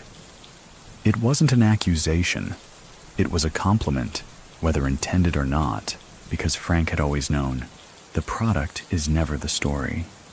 The system is, and as long as systems can be built, so too can shadows walk through them. Back in Harlem, the streets have gone full circle. The same corners Frank once walked are now cleaner, lit, rebranded as cultural corridors. But some nights, when the lights buzz and traffic dips low, people still talk. An older man outside a laundromat will say, "That used to be one of Frank's."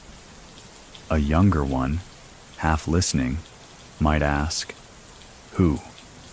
And the reply, never loud, always simple.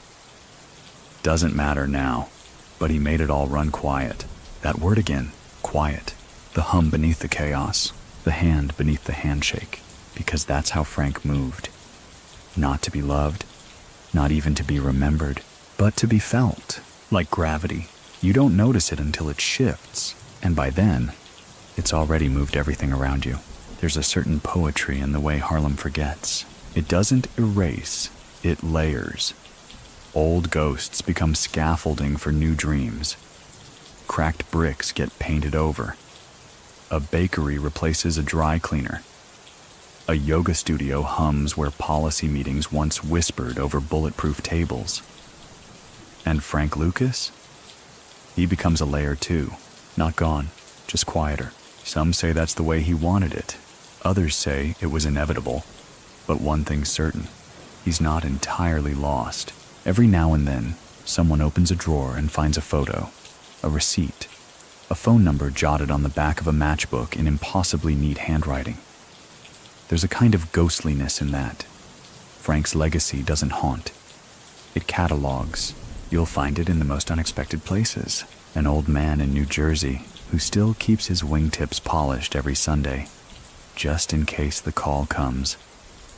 A former customs officer who once flagged a coffin manifest in 1972 and was told quietly, "Let it pass." A funeral director in Queens who still triple checks the weight of caskets, even though no one's asked him to in decades. That's the weight of system, not the kind that screams, the kind that remembers you forgot to ask something important. Historical fact. At the time of his arrest, Frank Lucas wasn't just operating in Harlem. His network touched Newark, Philadelphia, even parts of Atlanta and Detroit. The full extent of it has never been entirely mapped. Too many transactions, too many cash-only deals, too many couriers trained to forget. Many people still think his empire was limited to New York. So, what do you think? If the product kept moving and the money kept coming, does a border really matter? His reach wasn't loud. It was efficient. Even the term blue magic lived on. Not as a brand, but as a standard. In certain circles, it became a benchmark for product purity. "This ain't blue magic," they'd say, dismissing weaker heroin. Or, "This is that pre-Frank cut," meaning raw, untampered, potent. Frank's story, divorced from time and geography, became shorthand for control, for intelligence, for the possibility that one man could outbusiness the mob without ever joining them. But there's irony in the way he's remembered. The narrative tilts toward either glorification or condemnation. Very few stand in the uncomfortable middle, where most of Frank's life actually lived. He wasn't a Robin Hood. He wasn't a cartoon villain. He was a man who saw a broken system and built one that worked better. It just happened to run on addiction. Even he knew the contradiction. You could see it in his eyes when kids asked him questions in school gyms. He'd pause, every time, just long enough for you to see the calculation, the weighing of truth versus impact. He rarely chose confession, but when he did, it came out in short, sharp lines. I made money. I lost people. I fed the city. Then it fed on itself. I didn't sell poison. I sold reliability. The poison came with the territory. One interviewer pressed him about whether he ever considered switching careers, maybe using his skills in legal business, real estate, anything else. Frank just leaned back and said, "You think I didn't try? I wore a suit, but the room saw skin first, and maybe that was the core of it." Frank didn't build an empire because he loved crime. He built it because the legitimate doors kept closing, and he wasn't the kind of man who stood around waiting for keys. He made his own. Later in life, when someone asked what he wanted to be remembered for, he didn't hesitate. For how I made it work, not what I made. And that's the blueprint he leaves behind. Not the heroin, not the headlines, not even the betrayal. Just a system, a method, a whisper of efficiency so clean, it scared institutions into evolution.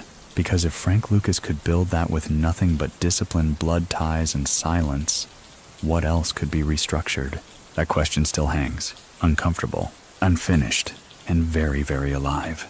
By now, most of the streets that once knew Frank Lucas have changed faces multiple times.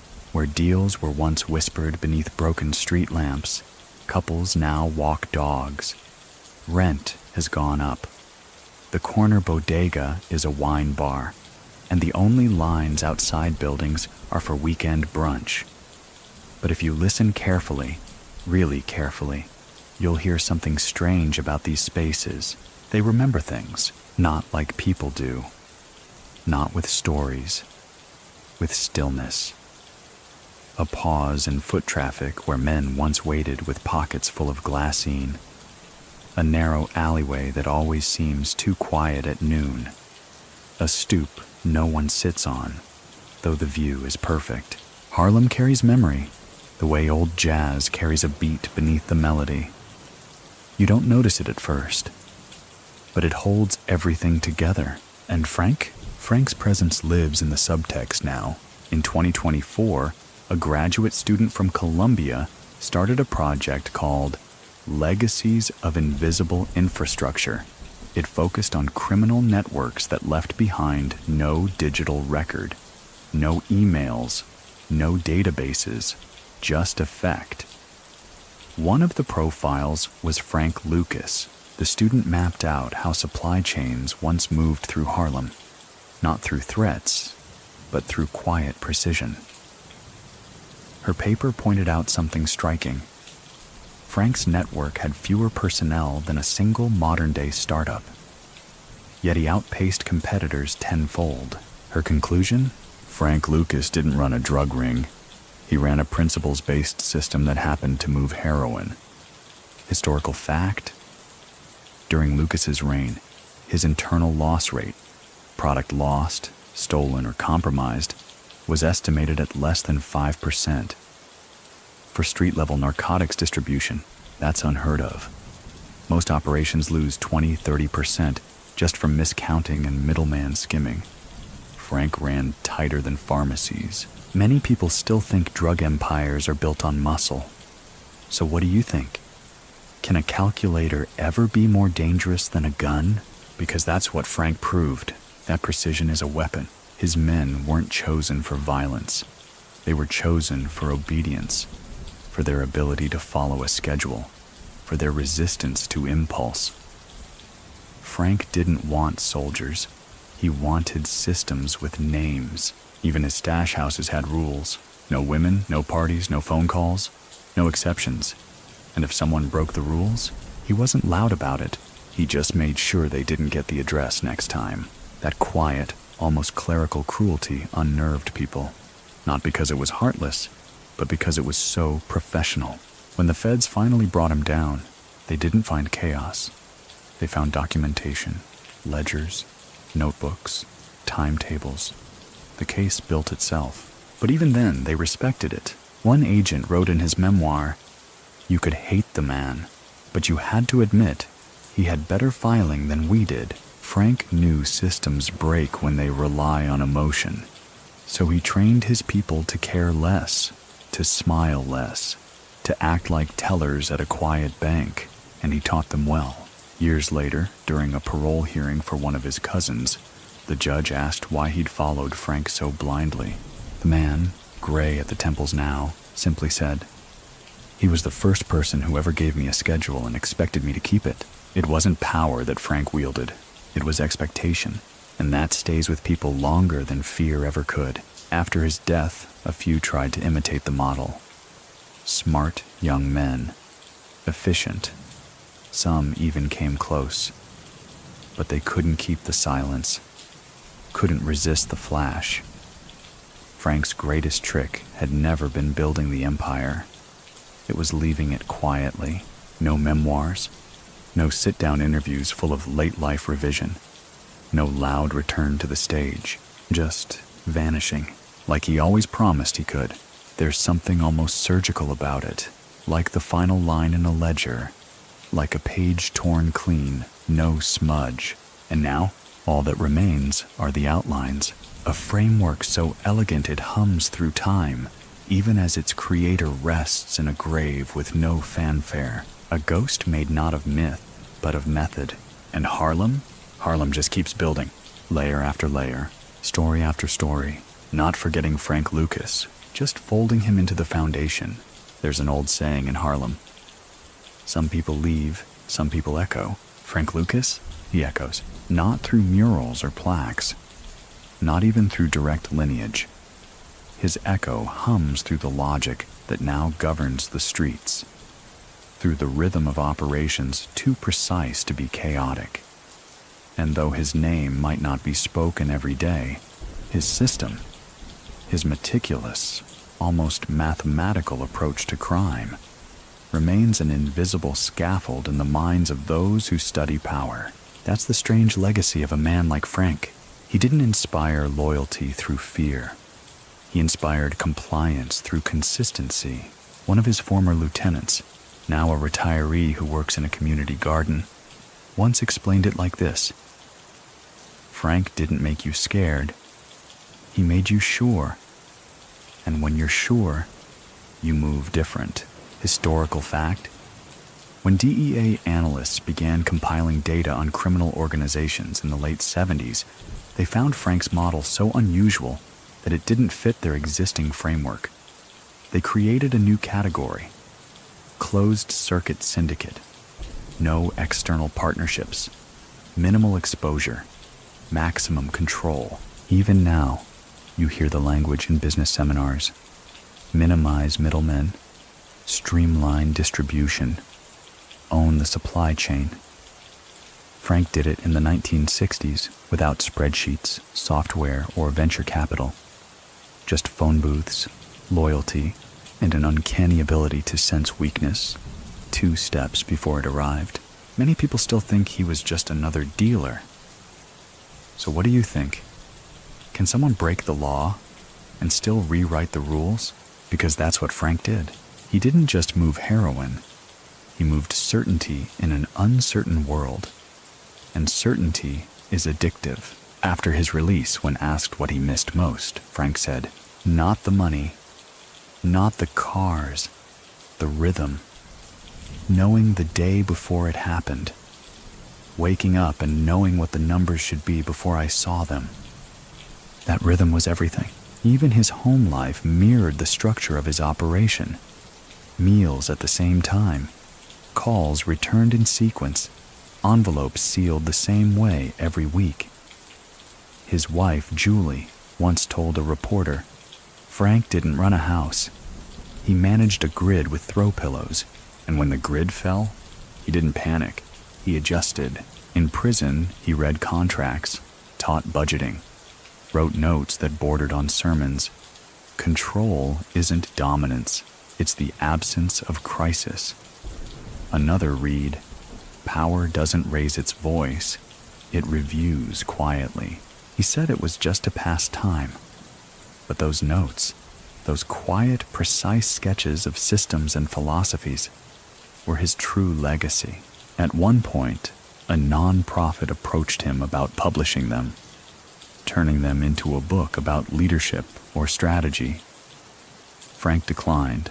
"I already wrote it," he said, "with my life. Let them study that instead."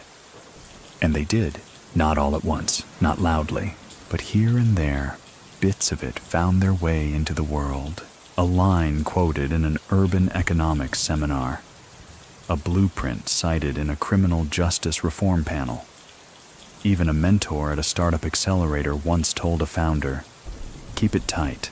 Think Frank Lucas tight." It wasn't about the crime, it was about the design. One day, a local high school held a debate titled Legacy of Lucas, Genius or Menace. The auditorium was half full. The arguments were loud, passionate. A girl in the front row stood up and said, "Maybe he was both. Maybe the worst thing he did was prove you could be brilliant without mercy." Silence followed. Because how do you argue with that? Frank Lucas had no illusions about how he'd be remembered. He used to say, "If you're lucky, history forgets your worst day. If you're smart, you never have a day bad enough to remember." But Harlem remembered, and quietly, the world did too.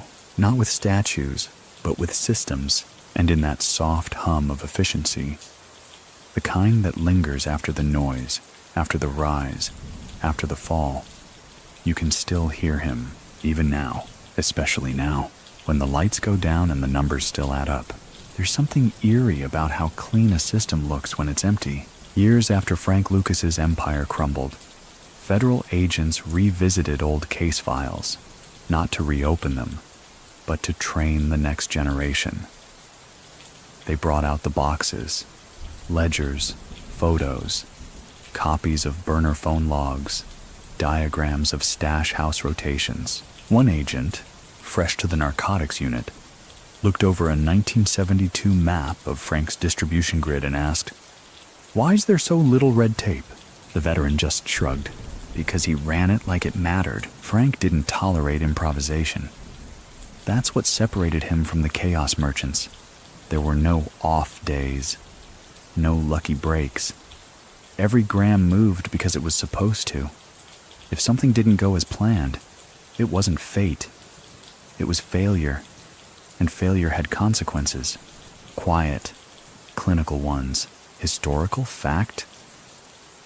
According to declassified DEA training materials, Frank's organization had one of the lowest internal violence rates among large-scale narcotics rings.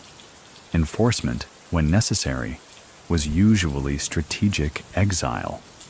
People just stopped getting called, and that was enough. Many people still think the silence around Frank after prison was fear.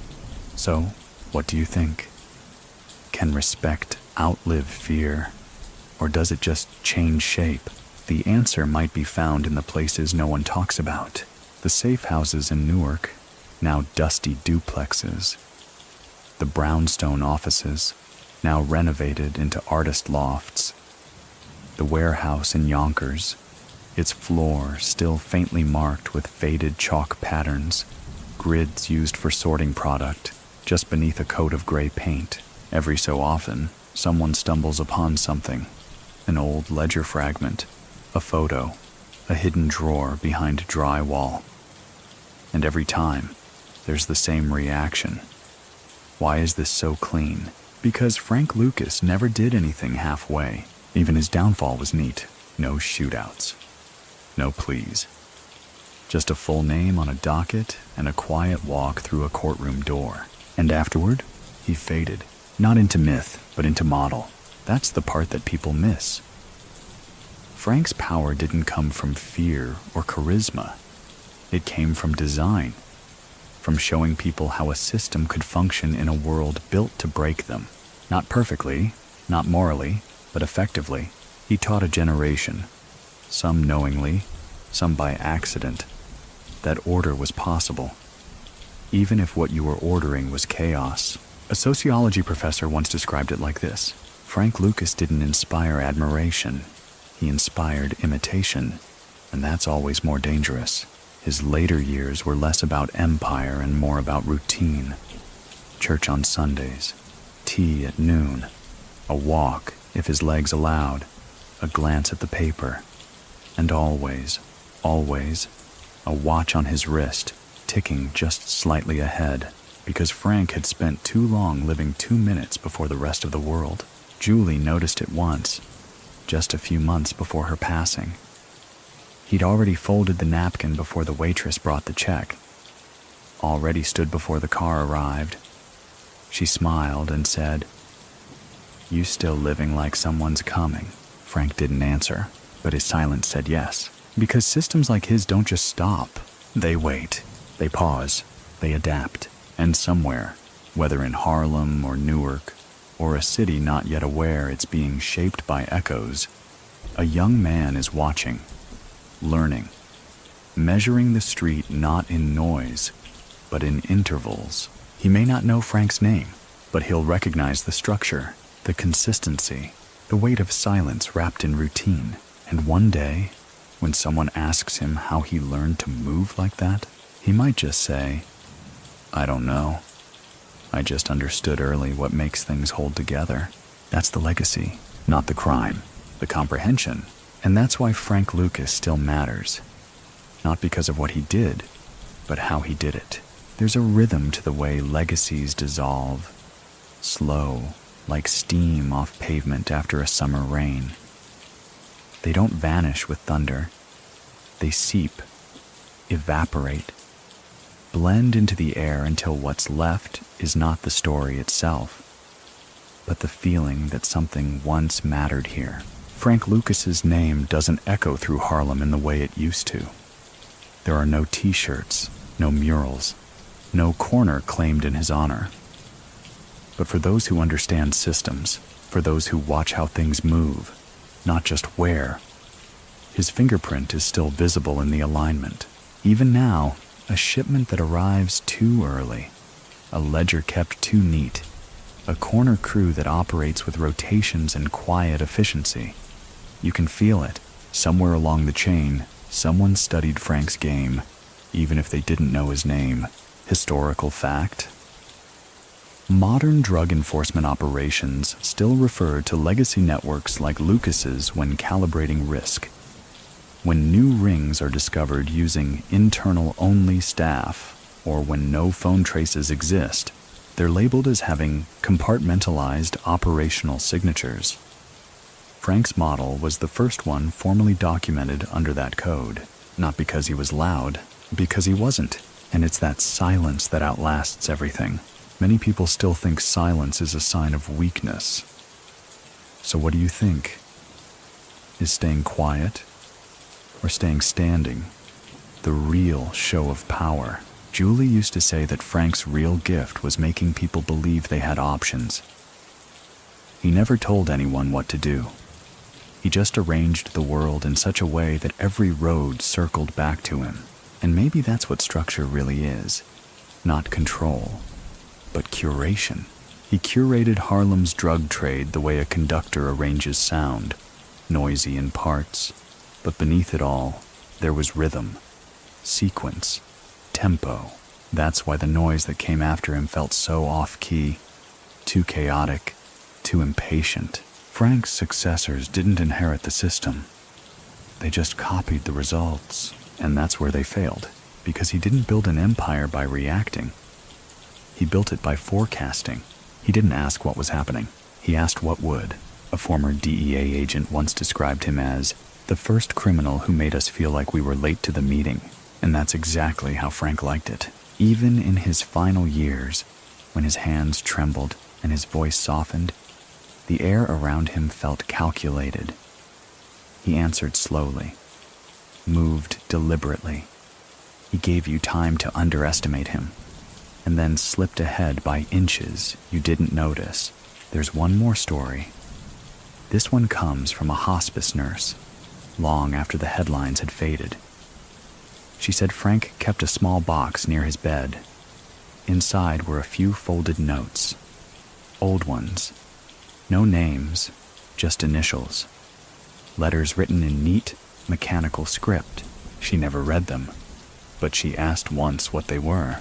Frank looked up, smiled faintly, and said, "Mistakes I paid for. People I didn't. No anger, no confession, just a ledger still being tallied." That was Frank Lucas, always accounting, always balancing the difference between what he owed and what he owned. He died with very little. No empire, no money to speak of, no surviving business fronts. But the blueprint, still intact, taught in whispers, referenced in lectures, studied by people who want to build anything, legal or otherwise, that lasts. Because at the center of Frank's life wasn't heroin. It wasn't Harlem. It wasn't even money. It was the idea that if you can understand a system well enough, you can bend it. Not violently, not loudly, but with small, deliberate pressure until the whole thing moves in your favor. And when it no longer does, you leave quietly. Because if you built it right, if you built it like Frank Lucas, then it will keep moving long after you're gone. Sometimes, the most enduring legacies aren't carried by the loudest voices, but by the softest corrections. A corner boy who gets taught how to count correctly, not just how to collect. A young crew who learns to rotate stash houses weekly, even if they can't remember where the rule came from. A runner who insists on the same drop time every day, because that's how the old heads used to do it. They don't know it, but they're quoting Frank Lucas, not the man, the method. He never called himself a teacher. But the streets? They took notes, and decades later, his ghost walks not in whispers, but in efficiencies. There was a brief resurgence of interest in Frank around 2027, when a high-profile federal raid uncovered a new distribution ring in the Midwest. Clean fronts, layered structure, all family, all internal. When asked during a press conference how the ring had operated for so long without detection, one official said, "It's a page right out of the Lucas playbook." They meant it as condemnation, but in certain circles, that line was met with a nod of recognition, because if the system still works, then so does the blueprint. Historical fact? The concept of vertical integration, controlling every level of a supply chain from production to point of sale, was common in legal business long before Frank Lucas. But in illegal economies, he applied it with a kind of cold perfection. He didn't invent it.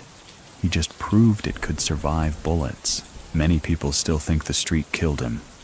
So what do you think? Can a man die if the thing he built still breathes? Frank never lived for applause. If anything, he dodged it. During the brief flash of fame following American Gangster, he gave only a handful of interviews, and in most of them, he downplayed everything, not out of modesty, out of strategy. One time, during a taped conversation, the interviewer leaned in and said, "So, at the height, what were you making per week?" Frank adjusted his collar, looked off camera, and said, "Enough to not answer that question." That was always the trick. Not the deal itself, but the deniability within the silence. Julie once said that Frank's power came from how little he needed to be seen. And she was right. Most men build empires and stand at the top. Frank built one and stood behind the ledger. No spotlight, just the totals. Back in Harlem, the last remaining piece of Frank's physical empire, an old dry cleaner's storefront, was converted into a neighborhood library annex. The building was gutted, modernized, but during renovations, workers found a rusted metal file box behind a false panel in the rear wall. Inside, nothing, just dust, but taped to the underside of the lid was a faded index card. In block letters, written in the same perfect handwriting seen in so many old ledgers, it read, "The system is the silence, nothing else." The building supervisor had it framed and hung near the checkout desk. Not as tribute, just as curiosity. Most visitors walk past it, But every now and then, someone stops, stares, leans in, and wonders. There's something powerful about that. The idea that an entire life, a whole criminal enterprise, could be reduced to a 5-word principle. No bragging, no apology, just a rule that still holds. Because Frank Lucas didn't ask for legacy. He designed for it. He set up redundancies, controlled narratives, limited exposure, protected the core. And the core wasn't the drugs, it was order. That's what made him last longer than the rest. Not the muscle, not the myth, the math. And now, when the world moves too fast, when syndicates fail in months, when coroners change hands before names are learned, you can almost hear Frank sighing from some quiet corner of history. You move too loud, too fast, too proud. He wouldn't laugh, just review. Maybe, in the end, that's what separates builders from dealers. Dealers chase the wave.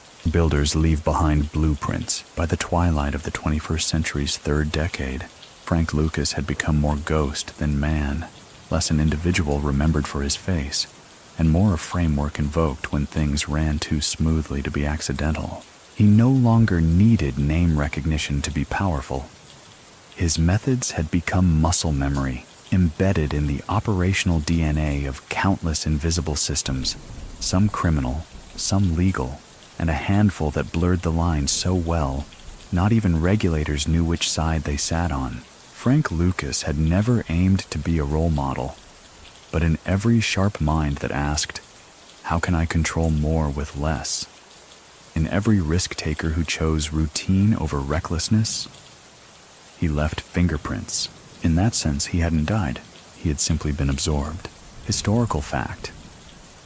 Several Fortune 500 companies, in internal operations reports from the 2010s and 2020s, referenced distribution models with Lucas-level redundancy.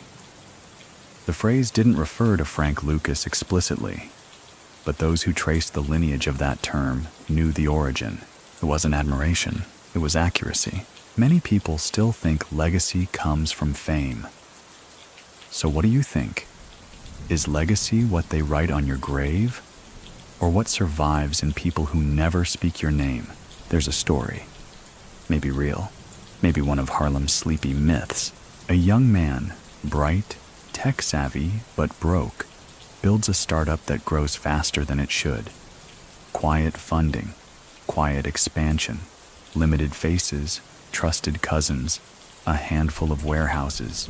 A journalist interviews him after his first major deal. How'd you learn how to scale so fast? And the young man, not smiling, simply says, I read more than I talked. No attribution, no specific source. But those who knew. That was the way Frank moved, not in slogans, in silence. He'd always understood that attention was the tax paid by amateurs. Real builders? They don't advertise their scaffolding. They just keep climbing. That same principle showed up again in a documentary that aired briefly on late-night cable in 2031. Titled The Blueprint in the Basement, it traced the architecture of modern supply chains, from international import-export brokers to neighborhood dispensaries, back to techniques pioneered not in corporate boardrooms, but in Harlem brownstones. Frank's name was mentioned only once, but the episode ended with a shot of a sealed cardboard box, stored in a temperature-controlled archive, labeled in fading marker, Lucas, Original Ledger, 1971. The voiceover was simple, some designed with power, others with patience, the rarest built with both. The screen faded to black, and that was it. No cinematic score, no dramatic reenactments, just a man's system, still alive in a world that had forgotten who drew its first lines. Even in death, Frank had managed one last sleight of hand. He had stepped back far enough to become structure, not spectacle. Julie had once said, in her only public quote after his passing, people want heroes or monsters. They don't know what to do with someone who simply understood how things work. She wasn't wrong, because the scariest thing about Frank Lucas wasn't his past. It was how relevant it remained. In the age of smart surveillance, digital footprints, and global oversight, people still found new ways to study his discipline, still saw the value in slow growth, internal networks, and silence that said more than slogans. And so he lingers in risk analysis models, in the pacing of security briefings, in quiet strategy sessions where someone leans back and says, "Let's not rush. Let's Lucas this thing." No one needs to know who Frank was. The system remembers for them. It breathes, seamless and constant, behind storefronts, in spreadsheets, in the logic of efficiency whispered from one cautious mind to another. And that's the kind of immortality Frank Lucas always wanted. Not gold-plated, not headline-choked, but still working. Late in life, when the days began to fold in on each other, Frank Lucas once sat in a metal chair on a porch somewhere just outside Newark, watching the sun go down like it owed him something. He had no empire then, no runners, no meetings, just silence, a thin blanket over his knees, and a mind that still ticked like it was calculating something too complex to speak aloud. He didn't speak often anymore, didn't need to. Not when the world had caught up to his thinking in ways even he hadn't expected. The corners were digitized now. The runners carried encrypted wallets instead of envelopes. But the core? Still the same. Control, structure, trust built on routine, not roar. If Frank felt bitter about it, he didn't show it. Because for a man who once trafficked in quiet, the idea that his ideas lived on, even without his name, felt like a kind of triumph. The system, after all, was never meant to be a monument. It was meant to work. Historical fact? In 2040, long after Frank had passed, a think tank on decentralized economic ecosystems released a report citing historical urban network models that influenced modern small cell distribution logistics. The earliest and most effective case? Frank Lucas's 1970s heroin grid in Harlem. Not praised, not romanticized, just acknowledged. And maybe that's all Frank ever wanted, to be understood without needing to be explained. Many people still think understanding a man like Frank means condoning him. So what do you think? Can you study the storm without asking for the thunder? One of the last people to see Frank alive was a nurse who checked on him twice a day. He never said much, but one day, as she helped him stand, he said something that stuck with her for years after. Everything breaks, even systems. The only question is, does it break when you're done using it or before? She asked if his broke too soon. Frank blinked slow, smiled once, and said, "Right on time." There's something satisfying in that. Not joyful, not tragic, just finished. He didn't need legacy banners, didn't need speeches or statues. His success had always been the infrastructure of silence. The fact that you could feel his hand in systems that denied ever knowing him. Now, long after his last breath, that hand still guides things, quietly. A line in a policy review, a whisper in a strategy meeting, a decision not to centralize too much, a ledger double-checked, and always a rhythm in the background. It doesn't march, it measures. Because Frank Lucas didn't build a drug empire. He built a formula, and somewhere, someone is still using it. So now, we slow everything down. Let Harlem fade behind warm glass. Let the sun drop beneath low buildings. Let the names we spoke so often tonight return to quiet. Inhale once, deep and slow. Exhale, slower still. Let it all go now. Let the last siren of the evening trail off into memory. Let the corners empty. Let the night settle over the streets that once pulsed with something unspeakable. Because now, there's stillness. And that stillness is safe. The story is told, the math is done, the silence is earned, so rest now. You've heard the whole shape of the storm. You've watched the system tick, and all that's left is sleep. Sweet dreams.